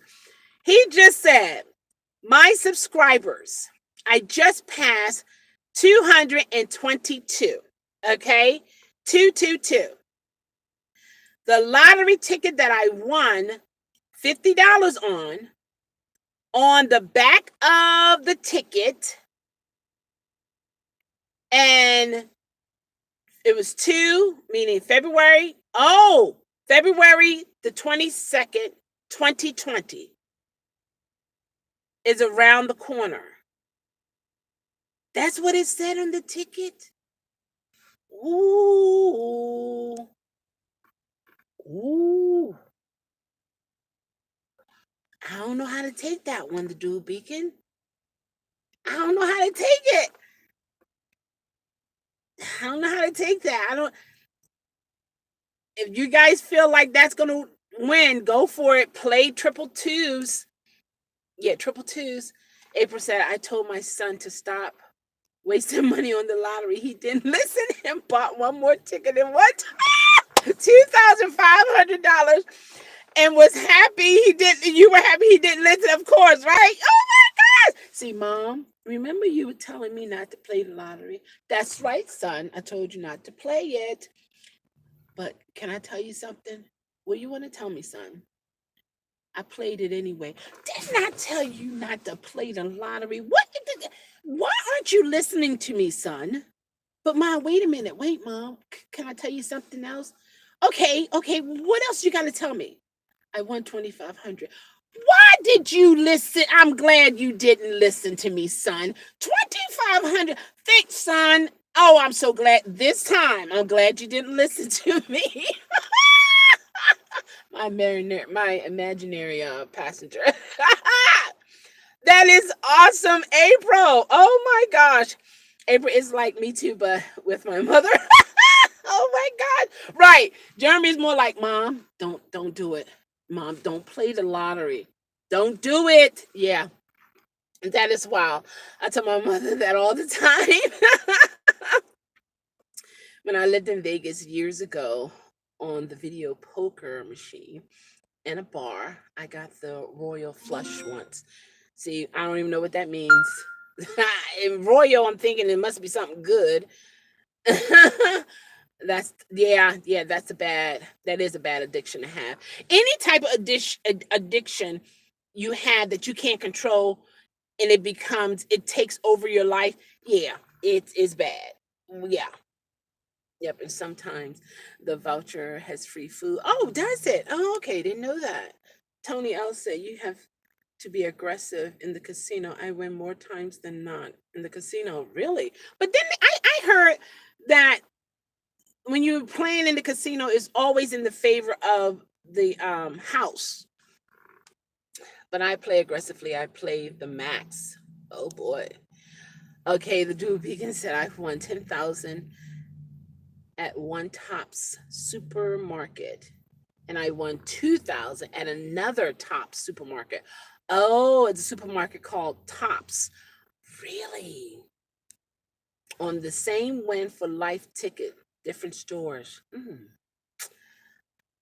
I can't say nothing about it.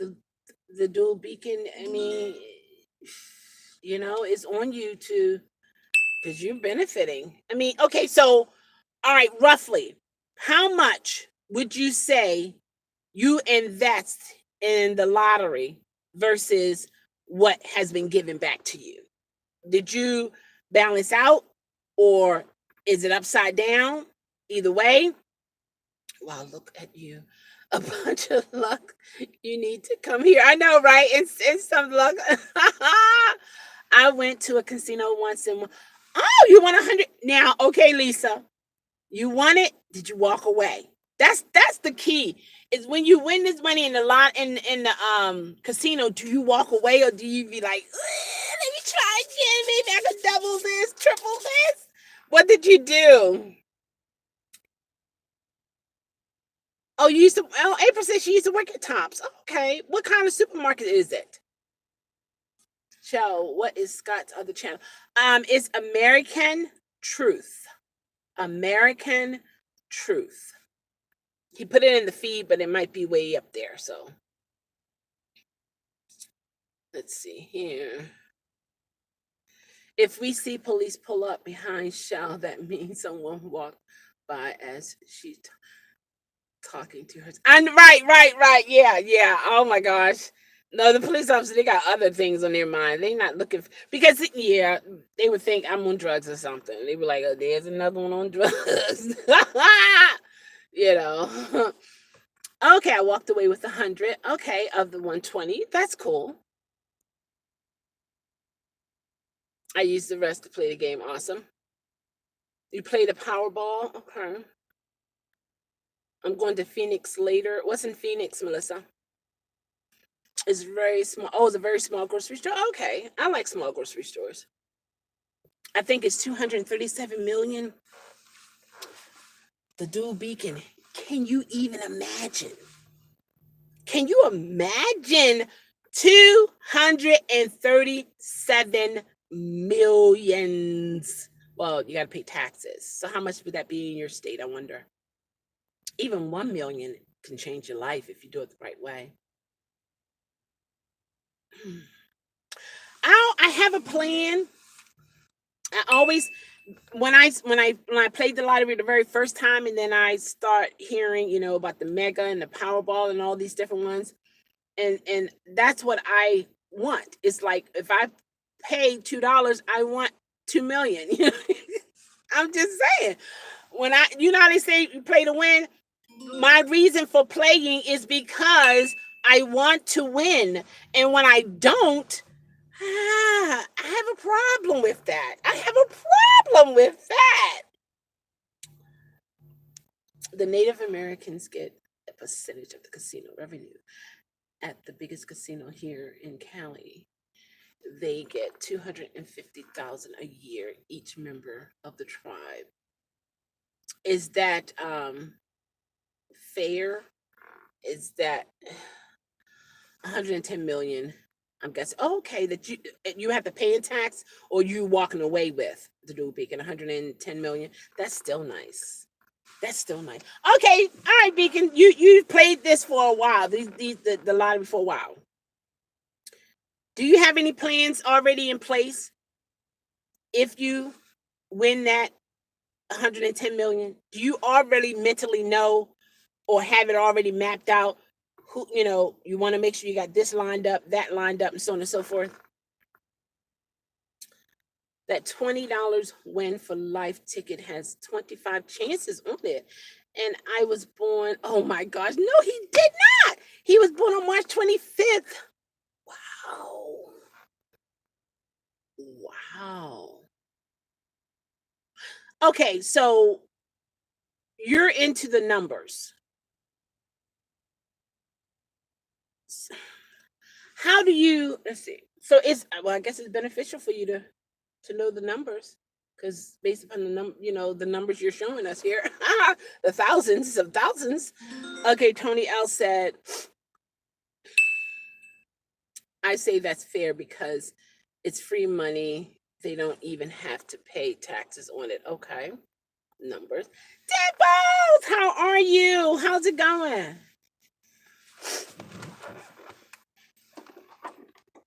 Welcome. You do? Okay.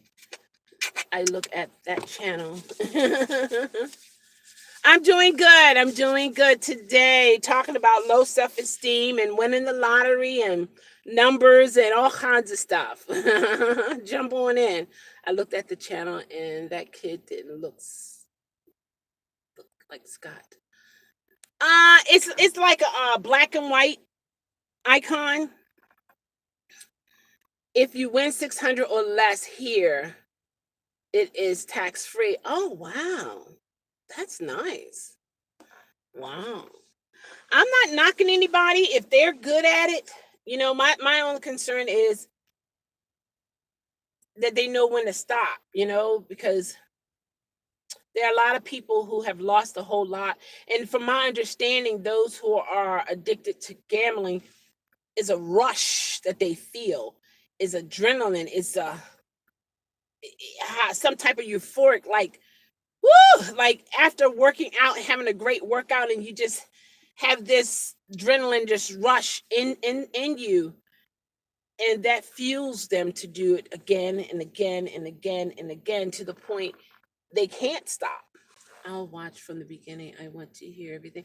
Oh, Dimples, that's oh my gosh, I appreciate that. A lot of people, when I look at my analytics, I had to reconnect. That was crazy. A lot of people don't watch the entire, of course, don't watch the entire live, because sometimes my lives can go over an hour easy. And then sometimes they don't even watch the video. They might watch on average. You know how they add up all of your videos time, and on average, maybe 5 minutes or so for certain videos, things of that nature. So I appreciate you saying you would watch it from the beginning, even if you have it playing in the background. For me, this is what I've been doing for different channels. I cast it to my television. So, and I put it in the queue. So I have several videos that I have in the queue, and it plays, one after the other.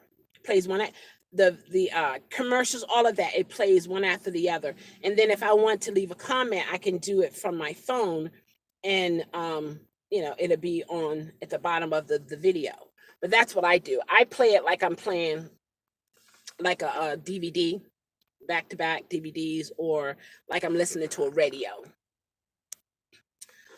I had adrenaline earlier today, winning $100 when I spent what on one $20 win for life ticket. That is my ticket. Oh my gosh, the dual beacon. I mean, I'm not trying to stop you. I mean, because apparently, yeah, it, you know, all we can do is take a trip to Buffalo, New York,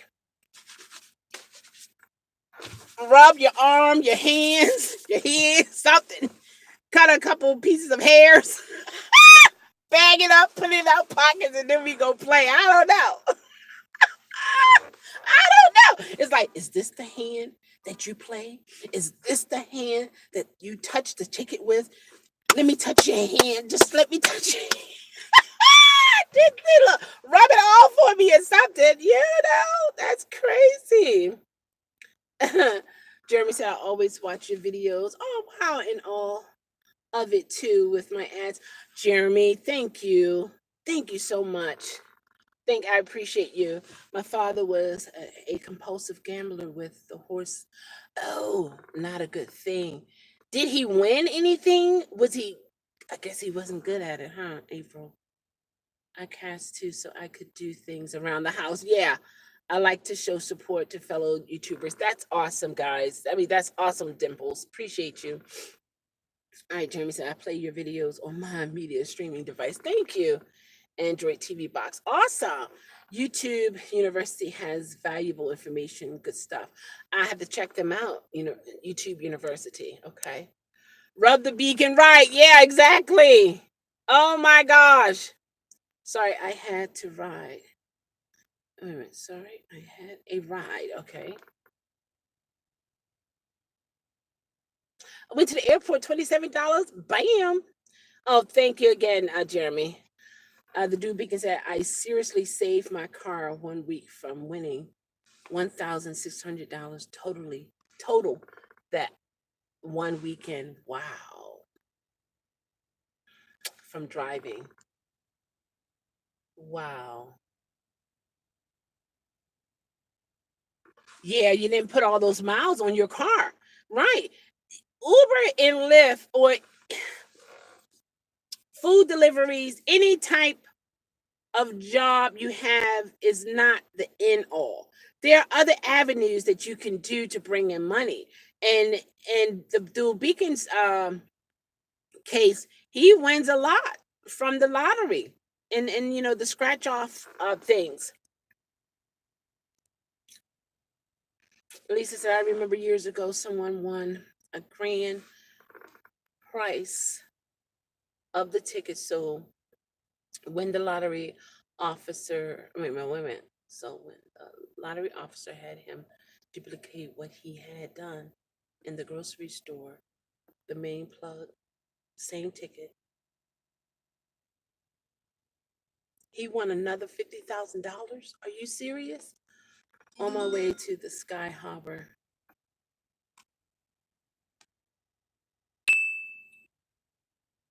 Oh, you're gonna pick up a ride over there, Misty. He won a lot and lost a lot, and had had 3 heart attacks because of the stress. Oh my gosh. Yeah, it's time to cut that one loose.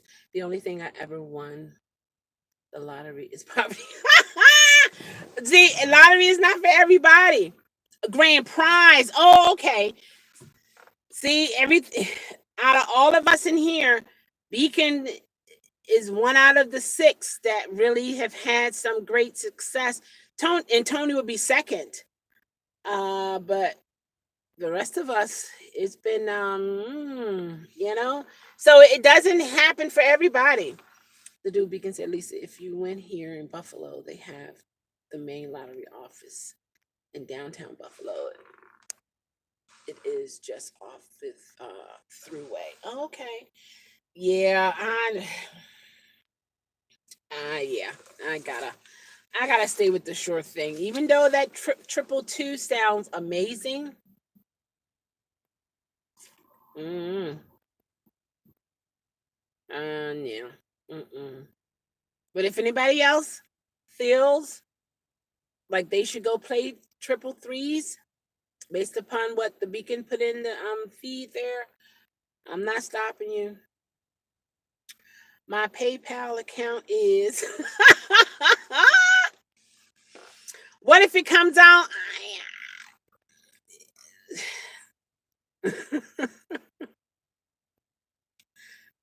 Yeah. I would just say, wow, Buffalo has everything. That's why I love it there. And there's a YouTuber. She used to live here in Baltimore, and she moved to Buffalo, New York, with her husband. And she said she loves it. She loves it up there. Hey, Josh, how are you? Man, triple threes. No, buddy, I can't. Somebody else do it. Buffalo is awesome. She says she loves it. Even the weather, she got used to the weather.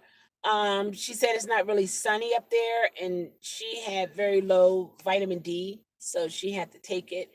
And whenever it is sunny, she'll definitely be in the sun. I have to work tonight and tomorrow morning. Awesome. Money maker. He's a money maker. Yes, indeed. That's cool. I don't know. That's a little better. I don't know. I doubt myself a lot, so yeah. But anybody else who feels like they should play that number, I'm not stopping you. The Bills play soon. Buffalo Bills. Jeremy is in Rhode Island. Jeremy. Oh gosh, I couldn't hear it. Oh my gosh.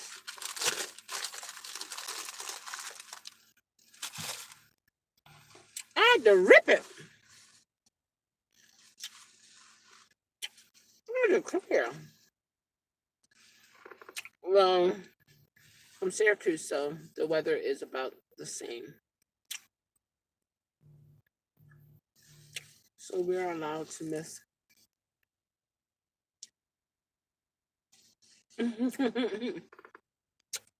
I'm blessed every day, Josh.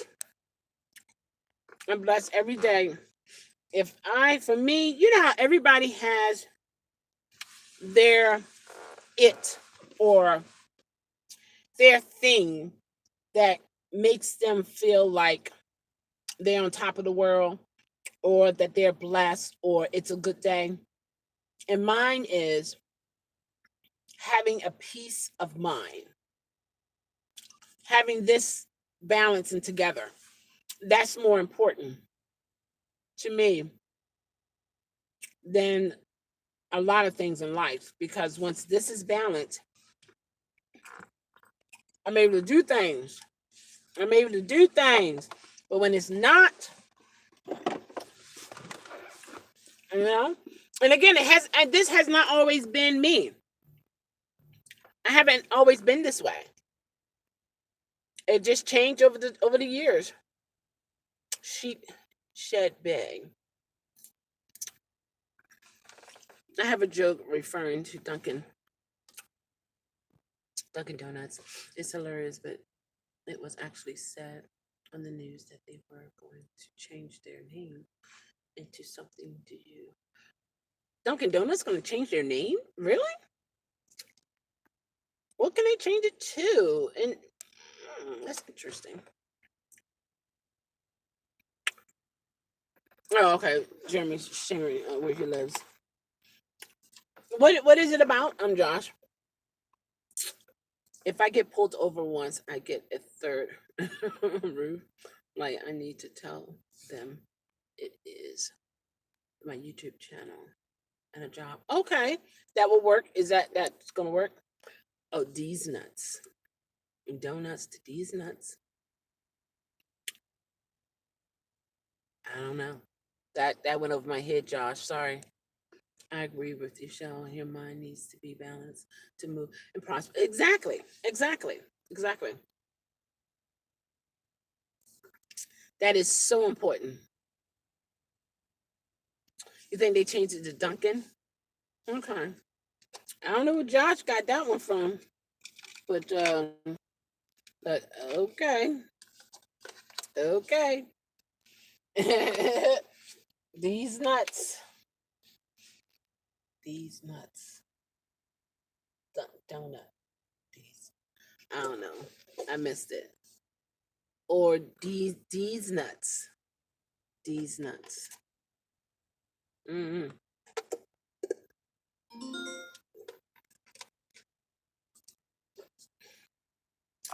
Oh, you did? Oh, okay, Dimples.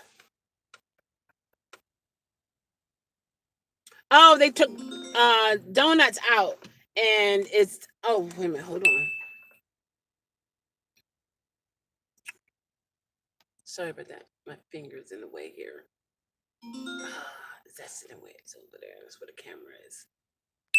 Um.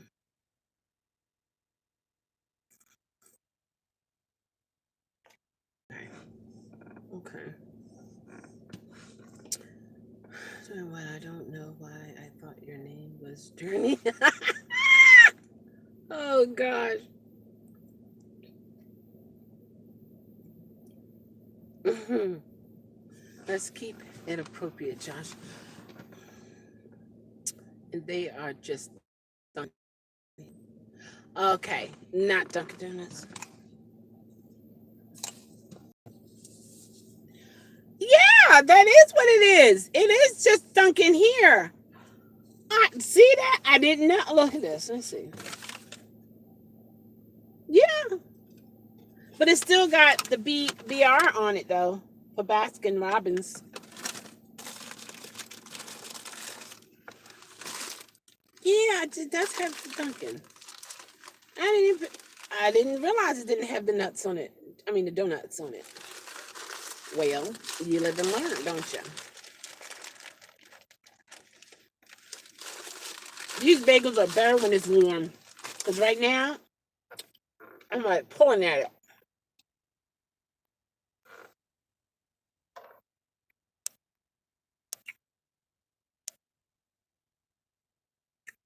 Mhm.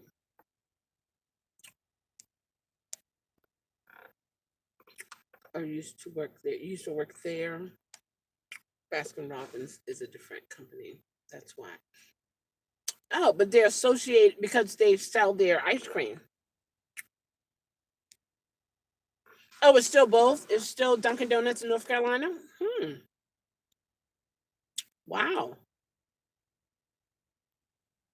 Maybe they're going to change it soon for you guys.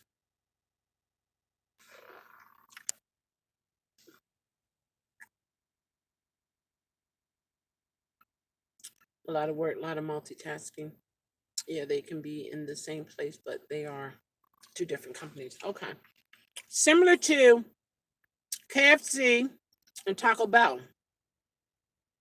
But now I've seen KFC by itself, Taco Bell by itself. When once upon a time, they were together. So, Popeyes, though. Popeyes. When it comes to, man, let me tell you, fast food in general, I can only deal with it at times. I can't have it every day. You know what I mean? I got to have a break in between. I got to switch it up. I got to have some home cooked meals in between all of it.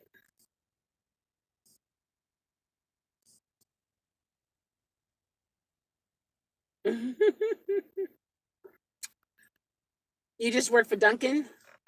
Oh, okay. How was it to work there, Lisa? Do you guys get a discount?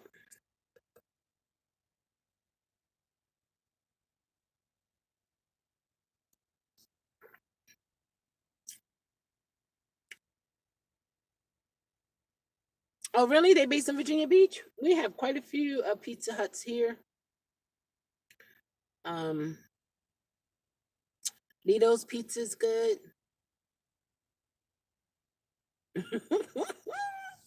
He's banning himself from those places. It's one of those things, Jeremy. As we get older and our bodies have experienced different things, the only way we can feel better is if we gotta let some of those things go that we loved and used to and easy to come by. Yeah. Fast food. Just what it is, fast food. And don't go in. Just drive up at the window and they give you exactly what you want. Come on now. Tony L said there's a guy who has an ASMR channel I watch here on YouTube. He said he used to work at Tim's Horton. Oh yeah, the coffee shop in Canada, I believe, and ate 6 huge donuts every day for lunch. Oh my gosh. Right, Tony. Drive through only. Exactly, right? Mm-mm. No, come out, come in. Let me tell you, it's sad though. Where was I? I was at some fast food restaurant. I think it was a Taco Bell on a Sunday.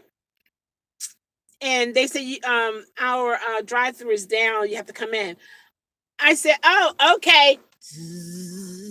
Drove right by. It was like it's gonna break my mood, or it was just like, stop the car, park it, get out, walk in. Now my sidekick, he don't believe in drive-throughs. He want to get out, he goes in. He said, I got to see how they packing my food. And he got a point. But me trusting that they're gonna do the right thing, that they didn't, you know, enjoy your meal, extra sauce. I enjoyed, okay, it's probably why I don't drink coffee much anymore. Too much coffee when I work there. Yeah. Yeah, that's true. That can happen. I think sometimes when you have the coffee like that, because I stopped drinking coffee for a while now and then I stopped back. It seems like your body gets so used to it. It doesn't even give you that kick that you used to have. It's like your body become immune. Thanks, Sean. Another good reason. Why? Right. To ban yourself from it. Exactly. You're not missing out on any special sauce. It's all good. It is all good. Let me tell you. Mm-mm. It's all good. Mm-mm. That's one of the reasons why I stopped ordering from Uber Eats. It was this guy. He came in my feed. I think he was a driver in DC, and he said you got to be careful when you order from Uber Eats, because some of the drivers, they will take, let's say if you order the chicken wing or any type of food that they can take from and you don't really notice it, a couple fries, a sip of your drink or whatever. If you order something, make sure it's contained. Like maybe the restaurant will put staples in it. Um, have it order from a restaurant that can really wrap your food properly, whereas you would know if somebody been in it. And ever since he told me that, I've deleted my app. I haven't ordered from Uber Eats since, because there have been times when I thought I was supposed to have been getting 4 wings and I got three. Um, then sometimes my half and half was not half, but below what I'm used to seeing. Granted, the straw wasn't in it, but I noticed the lid part was halfway. And now I'm remembering this in hindsight. I've already eaten it. This was years ago. So yeah, you got to be careful. I'm unfortunately 270 pounds. Unfortunately, really? Jeremy asked Chelle, I couldn't eat for 3 months due to allergies, throat problem. This was in April. Yep, 2018. I was drinking broth. I cried too much. I was 340 pounds to 230. And now you are 270. Yeah. I weigh 184. And the doctor said I'm fat. I'm like, excuse me? I know, right? But see, you know what? The thing is this. They have, what is it called? The FDA. I believe it's the FDA. They have a certain guideline that they feel if you are this height, you should weigh this amount. Granted, that is not for everybody. Just like drinking 8 ounces of water is not the right amount for everybody. if I remember correctly, you're supposed to take your weight. I think you're supposed to take your weight divided by 8 ounces, some type of formula like that to determine how many 8 ounces you supposed to drink. Now, if you get in eight ounces, that's at a minimum for most people. But then there are some people determining by their weight, eight ounces is a little bit too much for them. So it depends.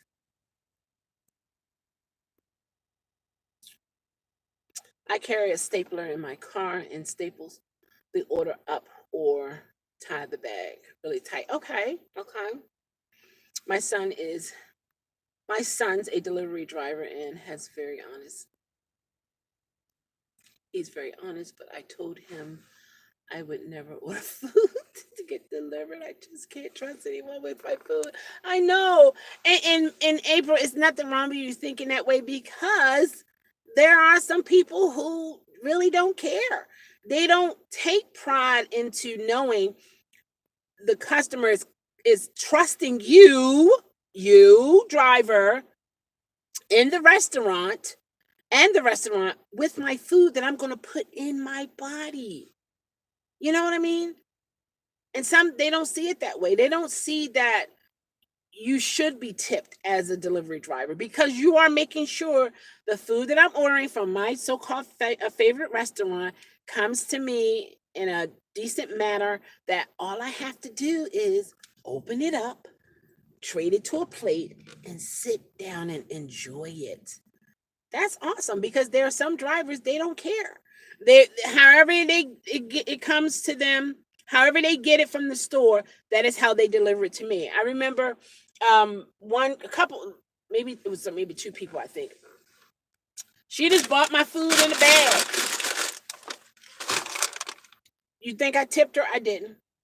But the person who had an Uber Eats bag, and because I was doing Uber Eats at the time, I knew that they had to pay for that bag and they had to take care of that bag.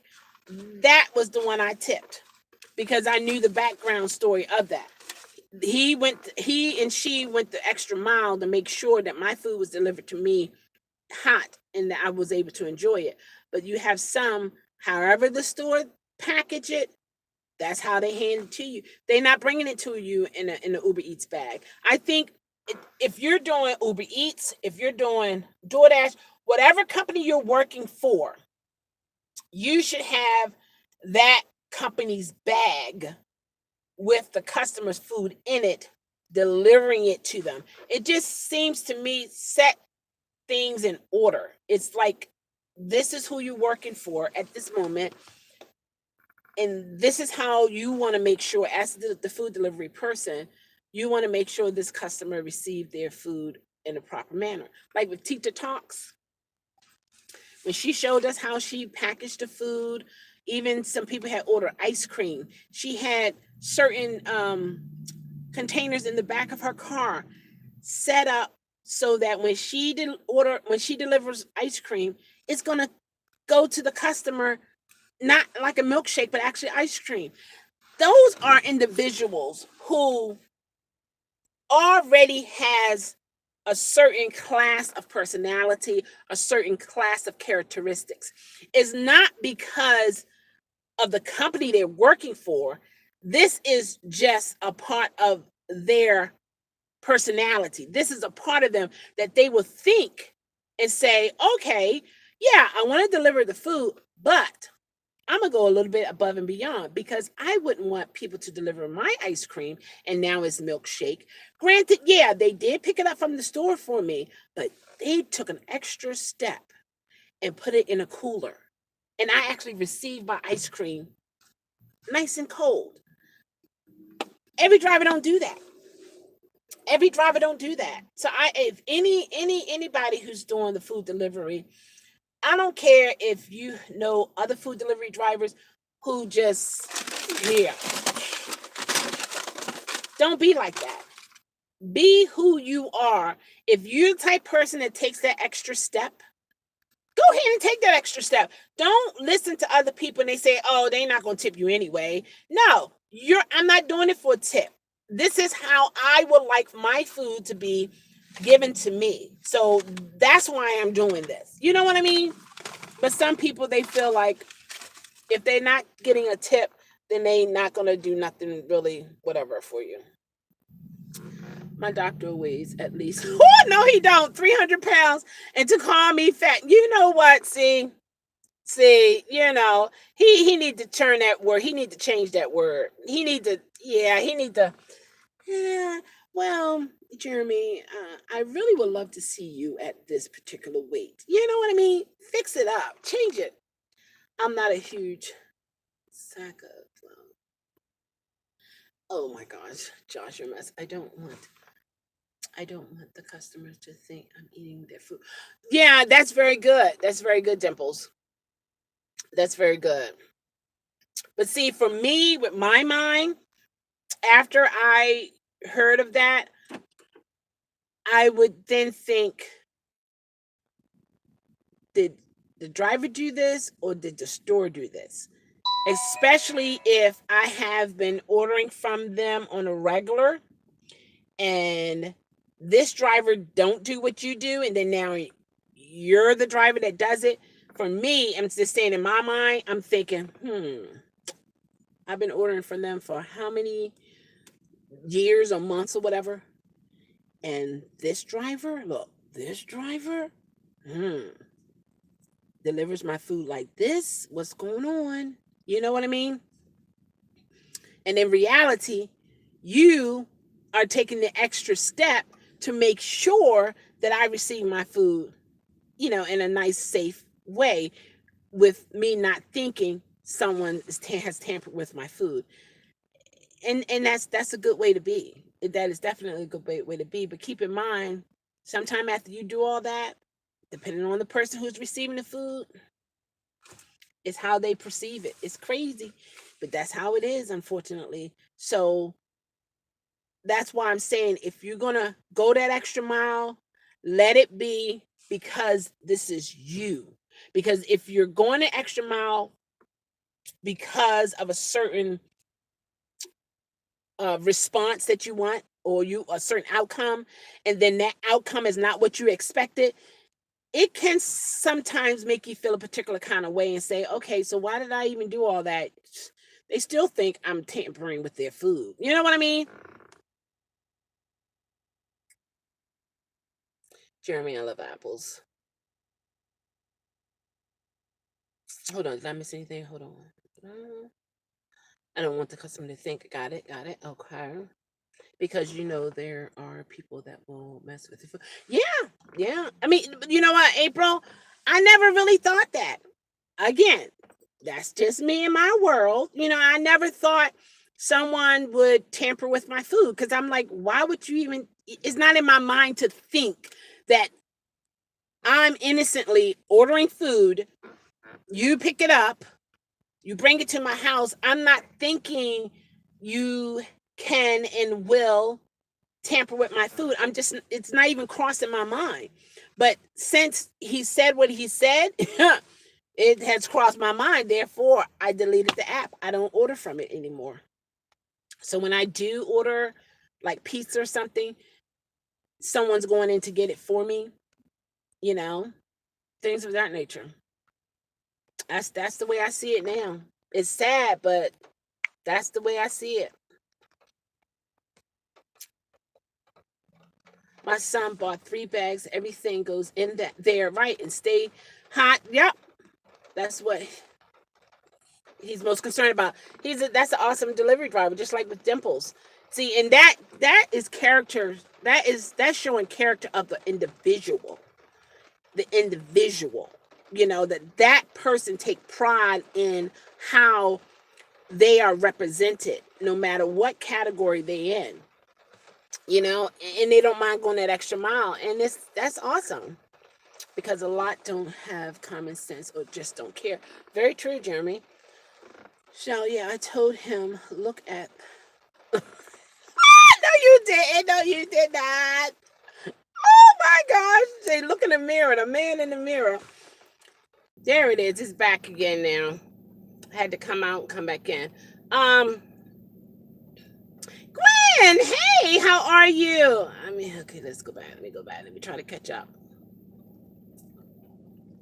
Right, keep the food in the trunk. Yeah, Beacon, yes, that is safe for the driver. However, me as a customer, it's different if it's a hatch, like a it's still a part of the car kind of thing. But if it's a trunk, trunk, I would think, okay, did he or she have my food around a tire, dirty tire? Is there oil in the trunk? Is there antifreeze in the trunk? Is there, you know what I mean? Different things that's around my food in the trunk. Granted, yeah, it is in a bag. Yeah. But for a driver, yes, it's safer to have it in the trunk because of spills and so on and so forth. But if a customer see you pulling it out of the trunk, some customers might think twice and say, wait a minute, hold on. What are you doing? That's my food. I don't know what your trunk is like. But then some people trunks are spotless. It's spotless, there's nothing in there. So I guess if you have a clean trunk, then yeah, that's a win-win. And the customer know it's clean. They can see when they lift it up, there's nothing else in there but the food. That would give people or customer that comfort of knowing, okay, my food hasn't been tampered with. There's no bad films going in, and so on and so forth. But for me, when I was doing Uber Eats, I would put it on the floor, and the bags are pretty good. Even if the drink spilled out or whatever, it would go in the bags. It was leak proof. I didn't have any issues. But what got me the most was when I would go into the McDonald's, and you know how you have the tray for four, but then I had one I had to carry in my hand too. Man, and you only get but so many cup holders in your own car. So then I thought about it. Had like a smaller box, and then I took the flaps off the box. You know how you fold the box, and I sectioned them off inside of the box. Then I had six places where I can put a cup. If it's a large cup or even a small cup, I'll just remove one of the little sleeves in it, and it was a nice, nice compact box that I could put inside of the bag. You know what I mean?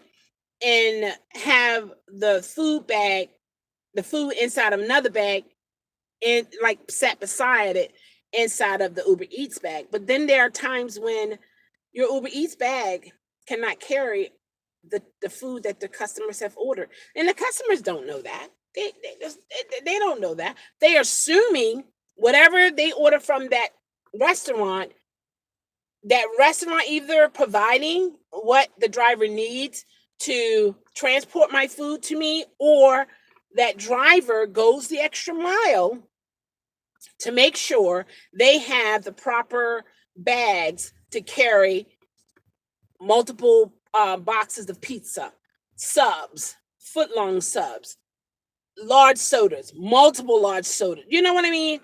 And I think those drivers, they definitely need to be tipped.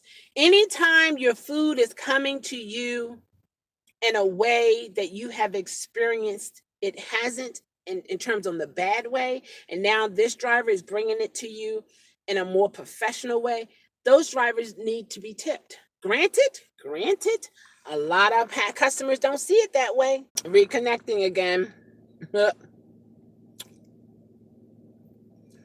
I did Postmate once and I didn't like it. Okay. Mostly Uber. I only drive Uber and Lyft though. Okay.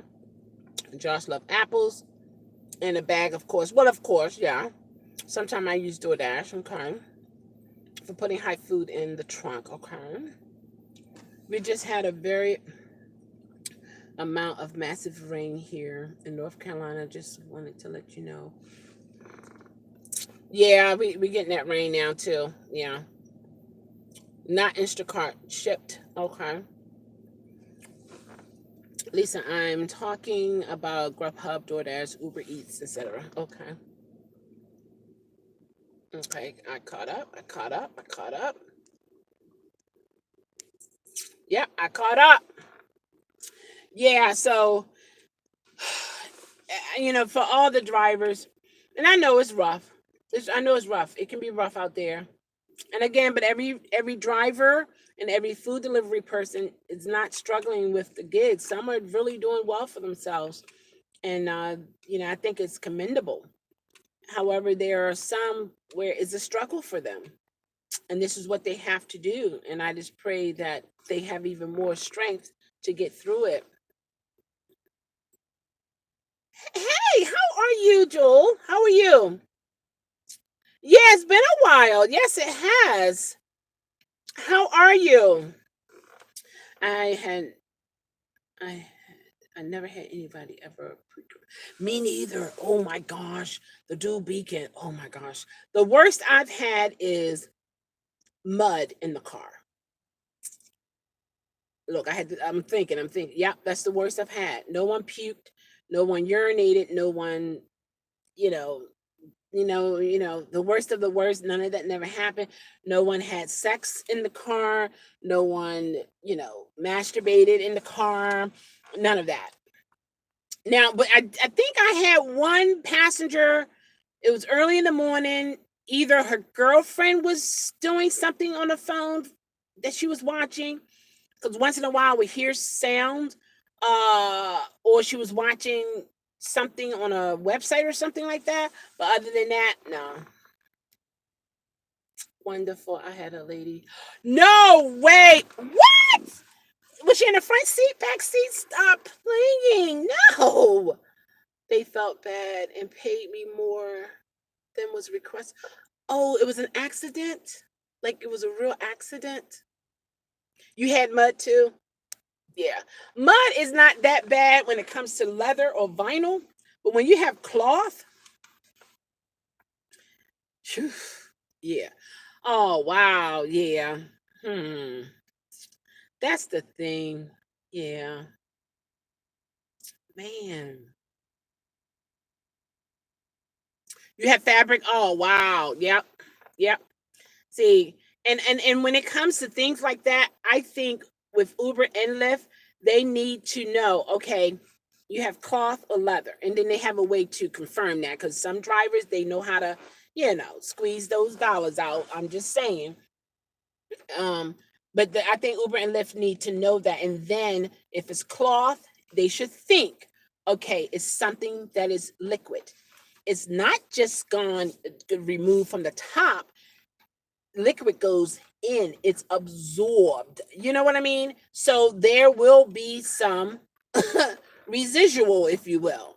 Even though they did all this and that and they vacuumed it, depending on the suction of the vacuum determines how much deep down it can bring all this stuff up. I think they should change the prices. Now, if it's leather or if it's vinyl, usually with the vinyl, because it's the fabric is more close, it's harder for liquid to seep through it. You can wipe it off. Now, depending on type leather it is, you can end up damaging the leather depending on the um the type of liquid it is and things of that nature. So I think the prices should not just be a flat 250 or $50. I think it should have different prices based upon the material that this accident happened. And in your case, Joel, that was an accident, and at least they were apologetic, so that's good. And happy New Year's to you as well. I have a wet vac and a dry. Yeah, I have that too. I never used it for my car though. Yeah, that's a good idea to have keep that with the ride share. I mean, if this is something that you like and you love and you can finagle, you know your market, you know how to make some nice money. Set yourself up in such a way where you can keep that flowing. You know, make your connections with mechanics and car dealerships and insurance agencies, and you know what I mean. Build your empire that will support your job, your business, if you will. and keep doing what you're doing, because everybody in the market is not doing well. Everybody market is different. No driver, be it food delivery driver or rideshare driver, none of us can say this is how it's supposed to be. This is how it is, because it's different in every market. You're dealing with different people income. You're dealing with different classes of cars.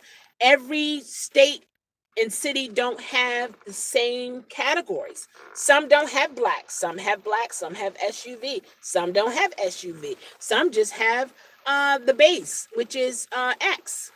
So what are you up to today? Pretty much nothing really. Well, I wanted to do my live and talk about low self-esteem was the topic, and we got through that, and that was awesome. And I had to face my own truth as well. And that's basically it. Seashell, I want my own distinction as a driver. Okay, well, you're gonna have that. You're gonna have that for sure. The third roof light beacon, because I'm not like any other driver. Good, that's right. I have a dual air freshener, Lysol fabric, refresher, room refresher, mint gum. What? Oh my gosh!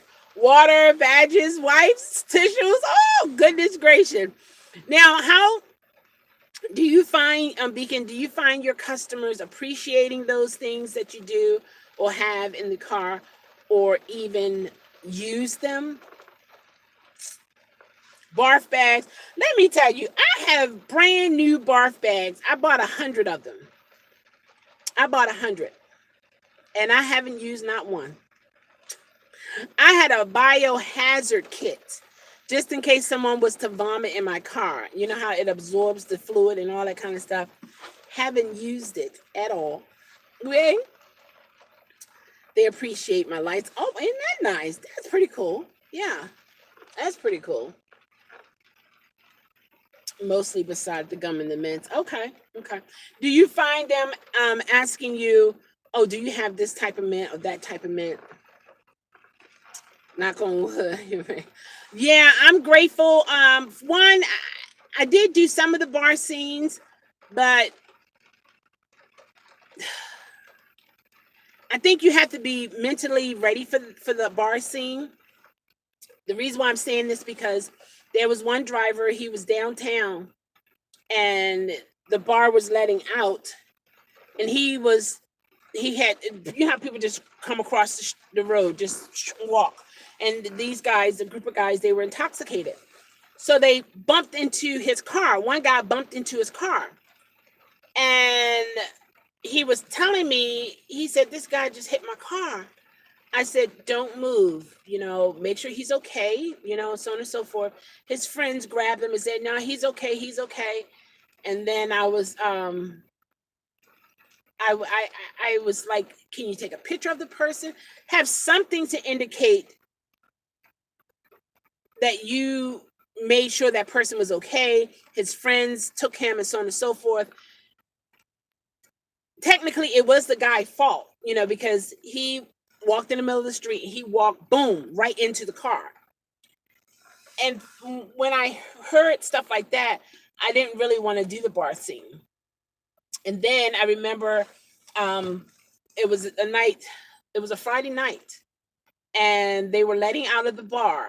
The bar was letting out, and people were, when I say everywhere. I had to go down this one-way street, cars parked here, cars parked there, more people than cars. One guy coming to the car, pulling my doorknob, let me in, you're my Uber, let me in. And no, no, you're not. No, I'm not your Uber. And so I can't continue to drive. Why? I might run over his toes, then I'm in trouble. Two, while I'm pulling off, he fall, he could bust his head, then I'm in trouble. So I'm like, stopped. No, I'm not. Let me in, you're my Uber. And I was like, no, I'm not. I'm not your Uber. I'm picking up someone else. No, until he just gave up. And then I was able to move on. And then the couple, because I knew who I was picking up, there was a couple, they got in and they saw what was happening. And they said, it's a pretty rough night for you. And so, I was like, yeah, that was quite interesting. So continued on. But you had to be ready for the bar scenes. The drivers who can handle all of those, kudos to you. But no, I don't think that's for me. I don't think that's for me. So is someone in the car with you? No, I always have imaginary passengers. Passengers usually prefer the soft mints, which I have. Well, nice. I like that. They are so good. Okay. Redbird mints, I believe they are called. Okay, they melt in your mouth. That's nice. Very good. The mints help my car smell. Oh, wow. It was a twofer, huh? Going to go find something to eat. Awesome. Hopefully, talk to you again soon. Love you, girl. Love you. Love you. Overall, the beacon, the roof light are my security blanket. Oh, okay. Okay. When you say security blanket, it brings you comfort knowing that your customers can see you coming. That's cool. You're the only driver that I know. Again, I'm thinking that I've known and seen with two lights. Comforting, yes. Okay. Well, it's not harming anybody. It works for you and everybody else. So that's, keep doing what you're doing. This market definitely have room to customize. I think 99 cents of delivery drivers are honest and try to do a great job. Yeah, I agree. I agree. I agree. It's just sad that that 1% gets all of the um get all the talks. It's like we need to reverse that. Talk about more the good drivers versus the bad drivers. But a lot of times, even in life, a lot of times the bad news is what gets notice and people watch, people listen to. But when it's something going on good, it's like, oh, okay, that's taken care of. But now let's look at the bad here. And it does put a blanket on those good drivers. And I want to take the time out and say, for the 99% of drivers who are honest and professional, keep doing what you're doing. I mean, it's important because think about it. If we didn't have the 99% or even a handful of real professional delivery drivers, a lot of us would probably be even sick or even dead by now, or never get our food. Tony L said, I just went to McDonald's. I feel bad about it. LOL, but it was quick and easy. That quick and easy, you got to think about that one. And they had a drive through. Almost ordered it through Uber Eats, but you guys said no. You had to go. At least, I'm just saying, like Dimples, 99% of the drivers are decent drivers. But if you just have those, that just, what they say, one rotten apple spoils a bunch. And that's true. That's really true. I can't drive if I don't have, wow, if you don't have your beacons. Okay. That's how I feel. Awesome. I'm not living up to my name if I don't have the beacon. Okay. Okay. All right. Do what you got to do, the dual beacon. You're not hurting anyone. You definitely, just like with Godani, he came on the scene. His first video that I saw, he was talking to, it was either a telemarketer from a foreign country he was talking to, or he called support.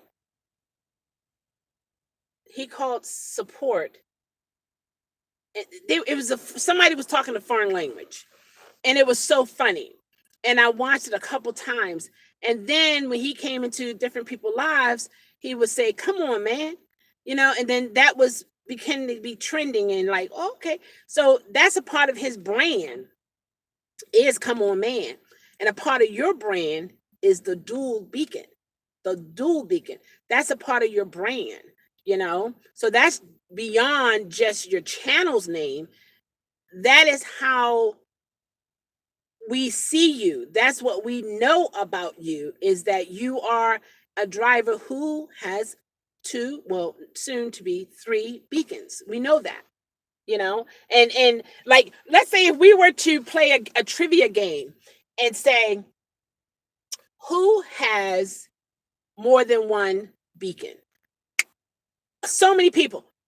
Nick, the dual beacon, you know, who says, come on, man, go, Donnie? You know what I mean? It's a part of you guys. You have, that's what separates you from other drivers and other channels. You have a brand that's attached to you and you only. And if anyone tried to do it, then they're coming second to you, because I mean, from what I know, because I don't know any other drivers that have two beacons, and I don't know any other YouTubers who say come on, man. So you know what I mean. Now if there's other people who say it, I'm just not aware of it. I like having a name and a motto for my YouTube channel. Well, you definitely have that. Yeah, yeah, and it fits. Absolutely, it fits. Absolutely. So I'm gonna get off of here, guys, and get off the road, because the rain is like, it lightens up, then it gets heavy. Then I got a package coming as well. And yeah, that's what I'm gonna do. So love yourself, know yourself, be yourself, change yourself to improve yourself. That's the journey I'm on. So if that's what you want to do, I have plenty of room. So everybody, take care. Continue to be your unique self. All right. Okay, Jeremy, take care. Appreciate you as well. And I elbow you as well. Take care.